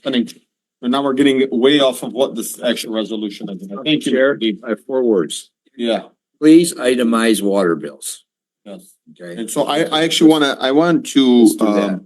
you should, we could put a resolution for that. But on this here, right here, I'd like to amend this and ask, Madam Clerk and maybe, Councilman Ahmad and Councilwoman Menalowski Maxwell will amend that there will be no late fees from now till December 31st for all residents on these bills.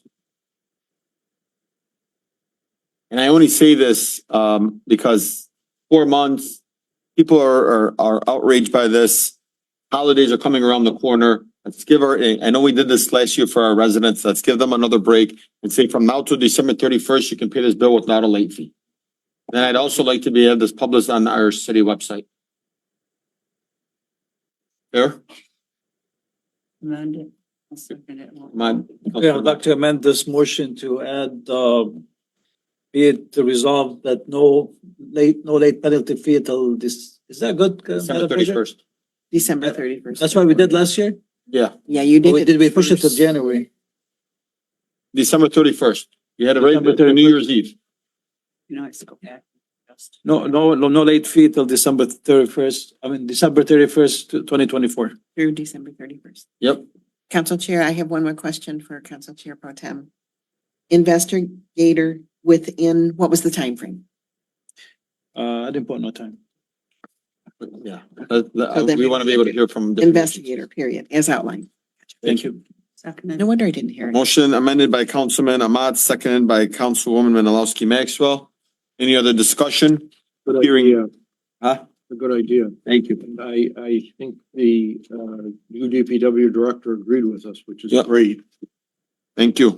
Hearing none, all in favor, please state aye. Aye. Those opposed? The ayes have it, motion carries. Next up, we have new business, Randy's, Robindale Bar. Council Chair. I'm gonna give this to, Councilwoman Menalowski Maxwell. I know it's her friend. Maxwell. Is it? Yeah, I believe so. You told me that last, time, right? No. No? Maybe not. Forgive me. I move that the Dearborn Heights City Council approve the business license renewal for Randy's Robindale Bar located at 25122 Warren as outlined in 13A. Second. Second. Motion made by Director. Motion made by Councilwoman Menalowski Maxwell, second by Councilman Saab. Any discussion on this? Hearing none, all in favor, please state aye. Aye. Those opposed? The ayes have it, motion carries. Next up, we have temporary food truck cart license renewal application for Shawramji. Council Chair, 13B. I move that the Dearborn Heights City Council approve the temporary food truck tent cart license renewal application for Schwarmzy as outlined in 13B. I said, all right. All right, motion made by Councilman, Constant, Schwammers are us. seconded by, I second for discussion. second for discussion. All right, here we go. Council Chair, Councilman Saab. I had an issue with them moving their trailer back to the way it's facing, but I talked to Rick earlier. Rick said the building next door, I guess agrees with where they're at. But yeah, I spoke with Ajmi. That's what he wanted. And then, that's it. And Then I- actually to the clerk, this just came in front of us a few months ago. 180 days. Has it been 180 days? Okay.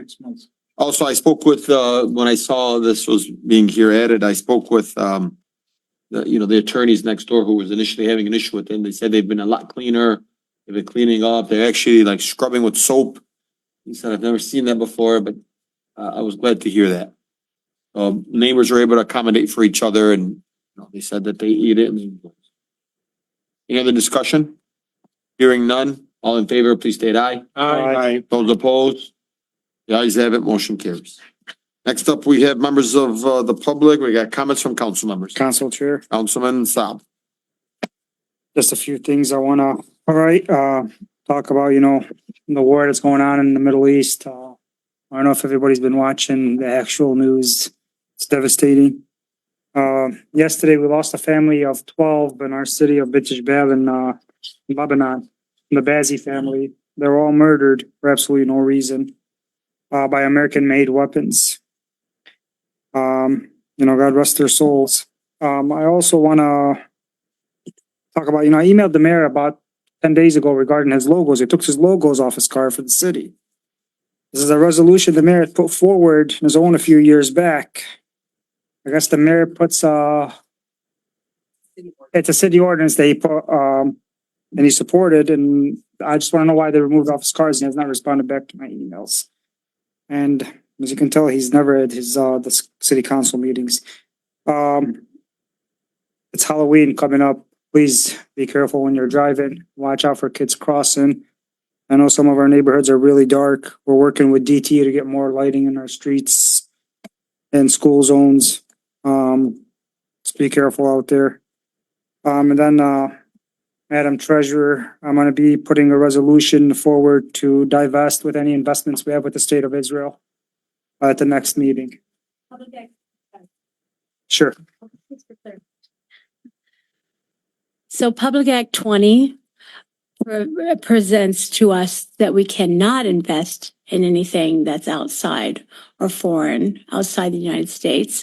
So we have to adhere to that Public Act. Any company that's affiliated with the Yes. state of Israel also. Right. I'd Thank like you. to get a report from our, wherever we're in, JP Morgan Morgan Stanley. or Morgan Stanley, whoever we invest this, a report saying such so. All right.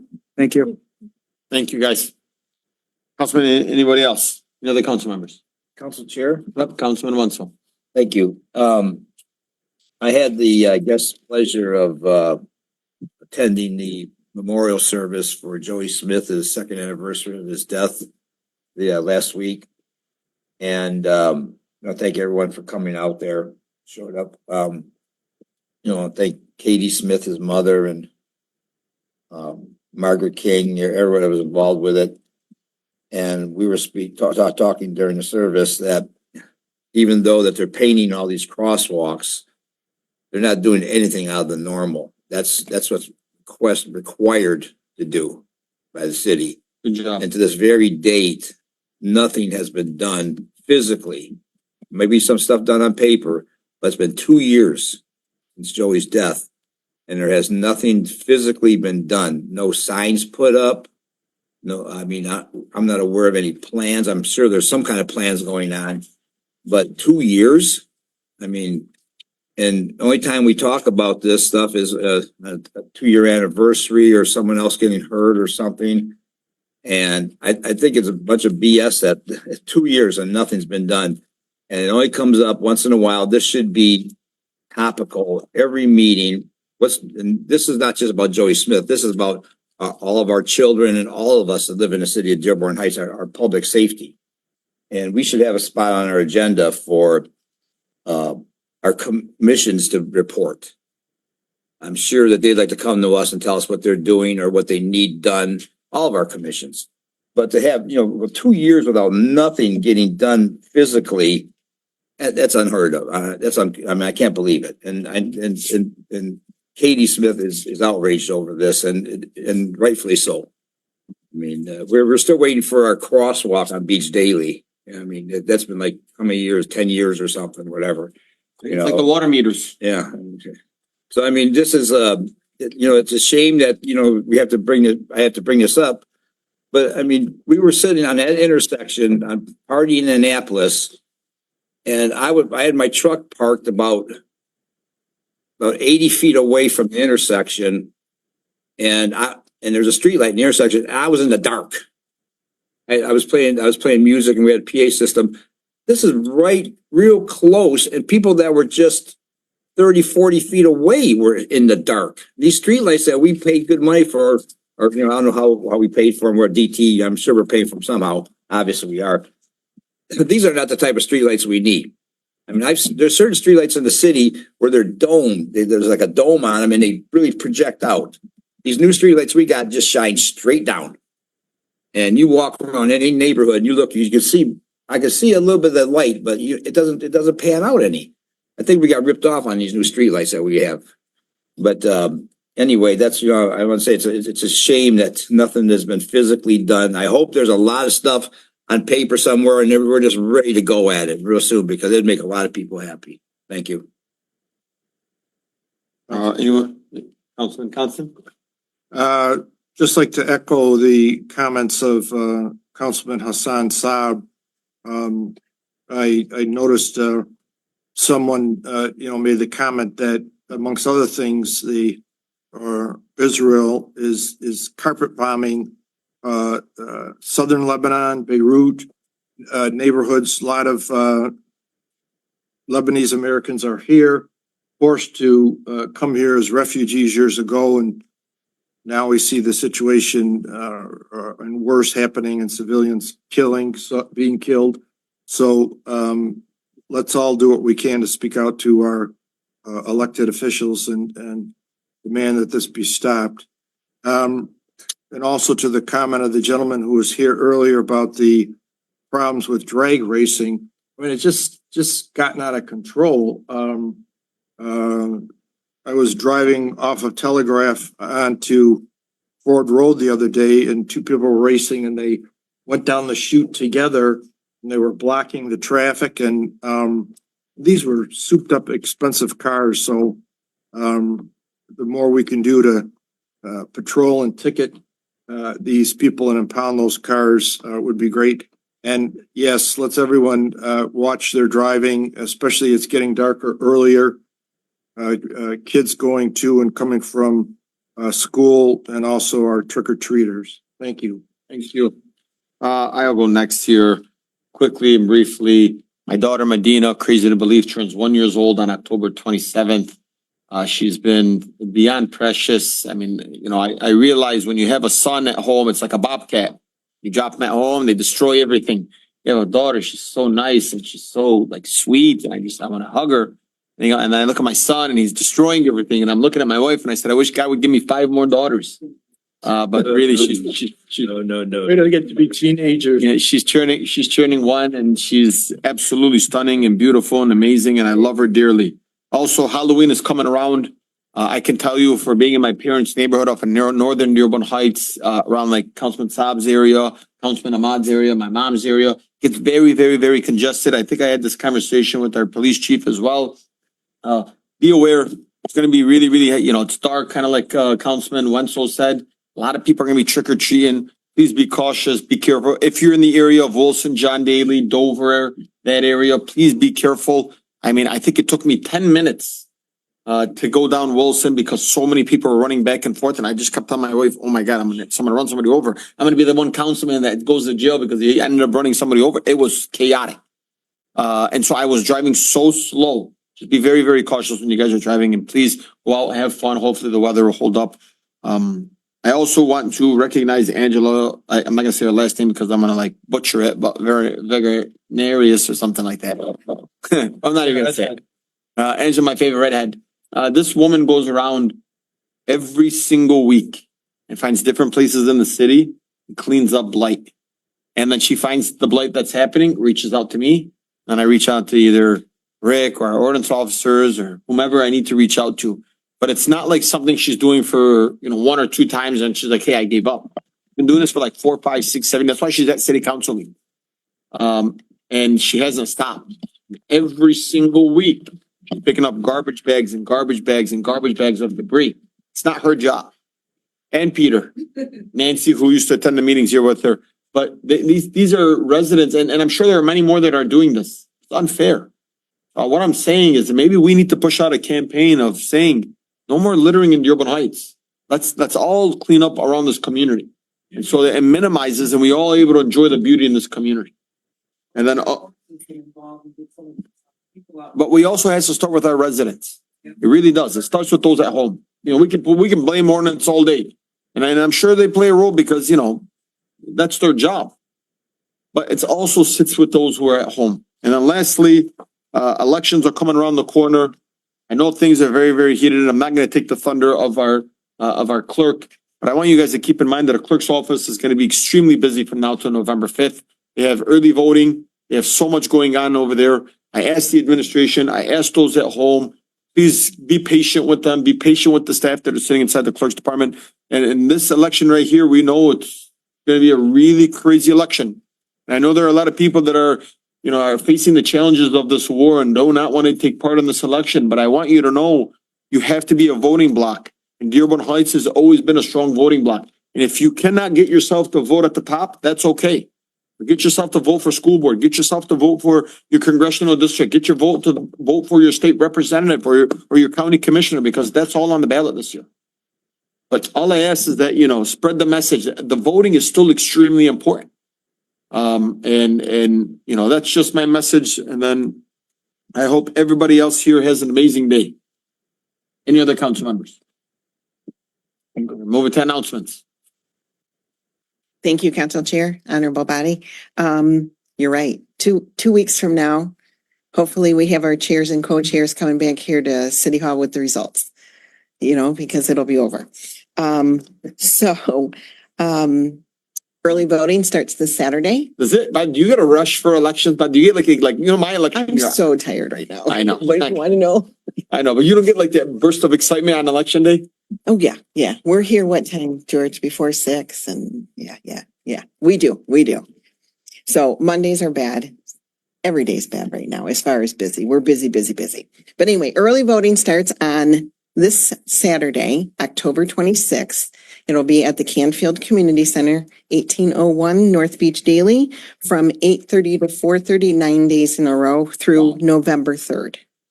So I would think that the lines there will probably be less than maybe the lines at the precinct. So try it out. To our AV ballots, we've issued over 8,000. I think the last time I came up to you, I think it was only 4. So we've been getting a lot of requests for absentee ballots as well. We are at a 52% return. So if you have yours sitting at home, turn it in before the election day. Okay, we have drop boxes at Richard A. Young Center, the JFK Center, the Justice Center here as well. They're all under camera. We pick them up daily when we're open, and even on the weekends here we pick up. Who monitors those cameras? Well, one's on the library. I know, but I'm saying who has access to those cameras? I know IT does. I don't know if anybody else does, honestly. Do you know, Director? You do? Okay, so he's got 2 of them. He's got the one that's here's looking right at the box, and the one at JFK anyway. What's that? Unless it's in some of them you're not required to. I don't want to know. I was just thinking my mind Yeah, if the ballot boxes were placed in before 2020 or around that time, they're not required at the moment to have cameras on them. Just the Ray and the Justice Center, but we have cameras on all of them. Okay, we will be open. The clerk's office will be open on that Saturday, November 2nd from 8 to 4 for election business only. So come in and get your absentee ballot done. You can bring it home and return it by election day, or you can vote here. November 5th, obviously, is election. We will be here bright and early at 6 a.m. However, we will only be open for vital records, we don't have very many birth certificates, but, death certificates and as well as election business only. November 6th, our office will be closed. It's going to be a 24-hour plus day on, the election in 2020. I didn't get back, from downtown until 6:30 in the morning. Wow. So, it's kind of leading up to that, we are going to be closed on November 6th, so we're going to start pushing that notice out. And then workers are still needed. I have applications up here. I have one for you too if you want, but it is a long day. So you have to keep that in mind. You have to be at the polling locations, right? At 6 a.m. We have 2 of our workers here, 6 a.m. until 9 if you're chair or co-chair, right? I mean, well, even if you're a worker, because you're not released until your chair or your co-chair says your duties are done. And then the chairs and co-chairs come back here. They have to go through the receiving board. It's a long night. So if anyone's interested, keep that in mind. I do have them here. You can come stop in and see us. And, You have to do it all day? yeah. I mean, what about people with kids? Yeah. Can I bring my kids along? I don't know. I think they have to be 18. Council Chair, I have a question. So thank you. Sure, go ahead. You know, a few years ago, I got my absentee ballot and I just decided I wanted to vote in person. Mhm. And I did, and it took a little bit. There was a little bit of something. Now, I was approached yesterday by someone that said they lost their absentee ballot. Mhm. They didn't know if they could still vote. Mhm. I mean, They can come in and lost one. I can't tell you all the deadlines right now, but if they lost it, they just come in and spoil it. And then Come in. we cancel that one, As they reject vote, it, and then we go ahead and we do it again. in if an you actual go- voting area, What's that? in an actual voting place, right? To do that. Well, They if don't- you were issued an absentee ballot, okay, and you decide to go to the polling location, it's going to be in our system that you are issued a ballot and you have not returned it. So what the chair or an election worker would do would be call our office, make sure that we had not received it in, because the information on their laptop is current as of 4 o'clock on Monday. If they haven't returned it, because we will know that, then we will reject it in the system. So if they happen to throw it in the Dropbox or if it was in the mail, we would not accept that absentee ballot. So they only can vote one ballot. You're welcome. Thank you. You're welcome. Before we go over to announcements, Councilwoman Breyer, who was not here, sent me a message to read for her announcement. So I'm speaking on behalf of Councilwoman Breyer. Picture me with long hair. I'd like to announce the meeting of the Ecorse Creek at 6 p.m. tomorrow. Guest speaker will be Ali Deeb. Will be speaking at the South Dearborn Heights Civic Association at 7 p.m. On Thursday, Rashida or YEP from her office, plus a director from Dearborn Heights will speak, both at 3335 South Beach Daily. Thanks. You can present for me. Please announce Zoom will raise my hand. Feel better, Councilwoman. All right. Good evening, everyone. I would like to fast forward to December because it will be here before you know it, as these months fly by, and share with you and ask you to share with people you know is our Residents Assistance Day, which is Tuesday, December the 10th, from 3 p.m. to 7 p.m. here at City Hall, which is 6045 Fenton Street in Dearborn Heights. We're going to have Wayne Metro here, and they'll offer information and help sign people up for water assistance. We will also have our own City of Dearborn Heights Community Economic Development Department, residential rehab. So if you have a home that needs some repairs, it's an issue, they can help you with that. We will have DTE here as well, which will talk about thaw and get you signed up if you qualify. We'll also have Wayne County here, Wayne County Treasurer's Office, and they can help get you into a home foreclosure program. So you avoid home foreclosure, among other programs that they offer, which is a variety. So we just want to share that with you ahead of time. And like I said, we'll do media more as we get closer to the date, but I thought I'd let you know this evening. Thank you. Thank you. December the 10th. Hello, Council Chair and Mayor. Just wanted to remind you that this Saturday, October 26th, from 6 to 8 p.m., we'll be having our trunk or treat and spooky mini golf program at CK. Come join us as we hand out treats and play mini golf in the library, with proceeds going to Dearborn Heights Goodfellows. We're looking for hole sponsors at 50 per hole, and the program is free to the public. Any donations made are suggested ones to benefit families in need in our community through Goodfellows. That's all. Thanks for your time and see you at the library. Director, thank you. Thank you. Any other announcements? Seeing none, public comments?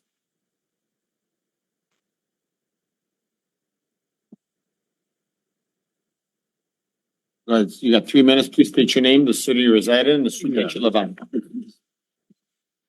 Wave the flag when your time is up.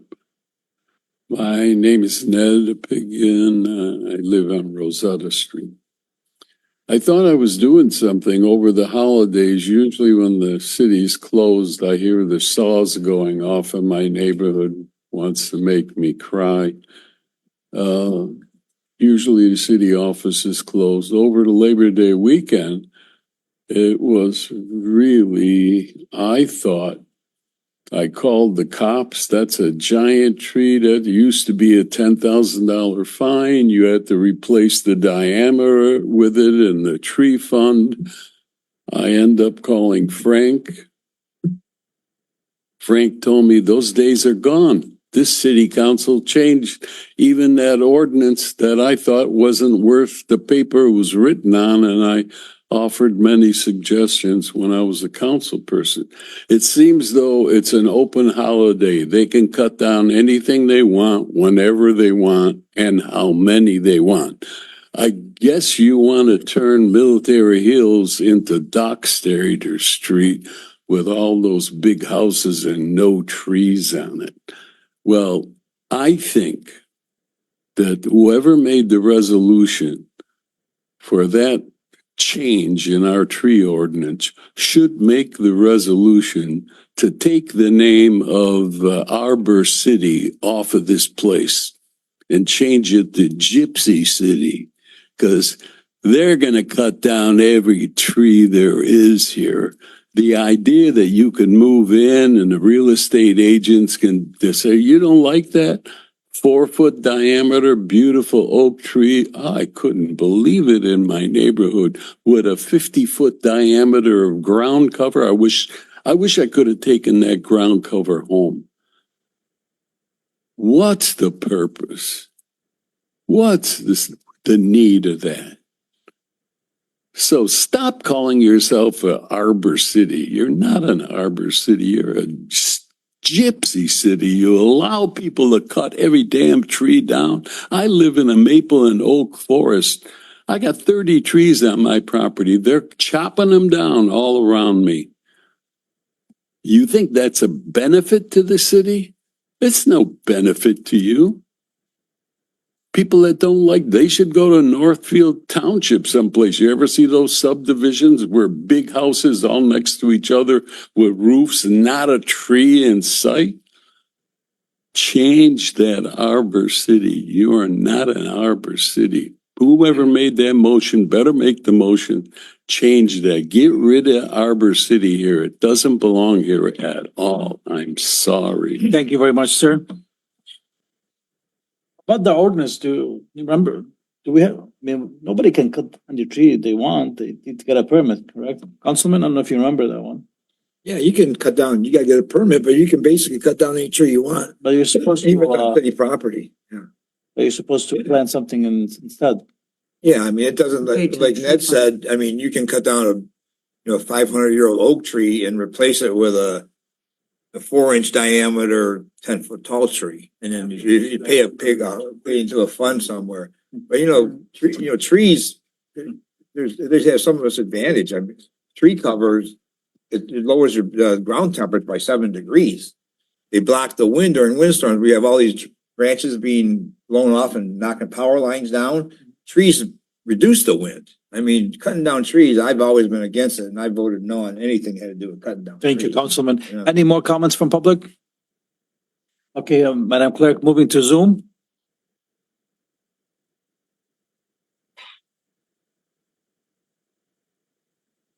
Yeah, good afternoon. Good afternoon. There Good was a afternoon. question regarding why the bid for the parking lot for Van Houten came up high. Because that was a good design and we spent a lot of money on Wade Trim designing the engineering and the architecture of that particular parking to match the whole essence of the parking, the park itself. That was about $1.7 million of federal money plus 100,000 from the Wayne County. Thank you very much, Director. Have a great day. Thank you. You too. Thank you very much. Moving on, Madam Clerk.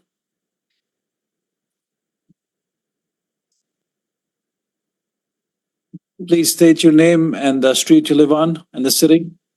Hi, I'm Barb Running, Detroit Street, Dearborn Heights.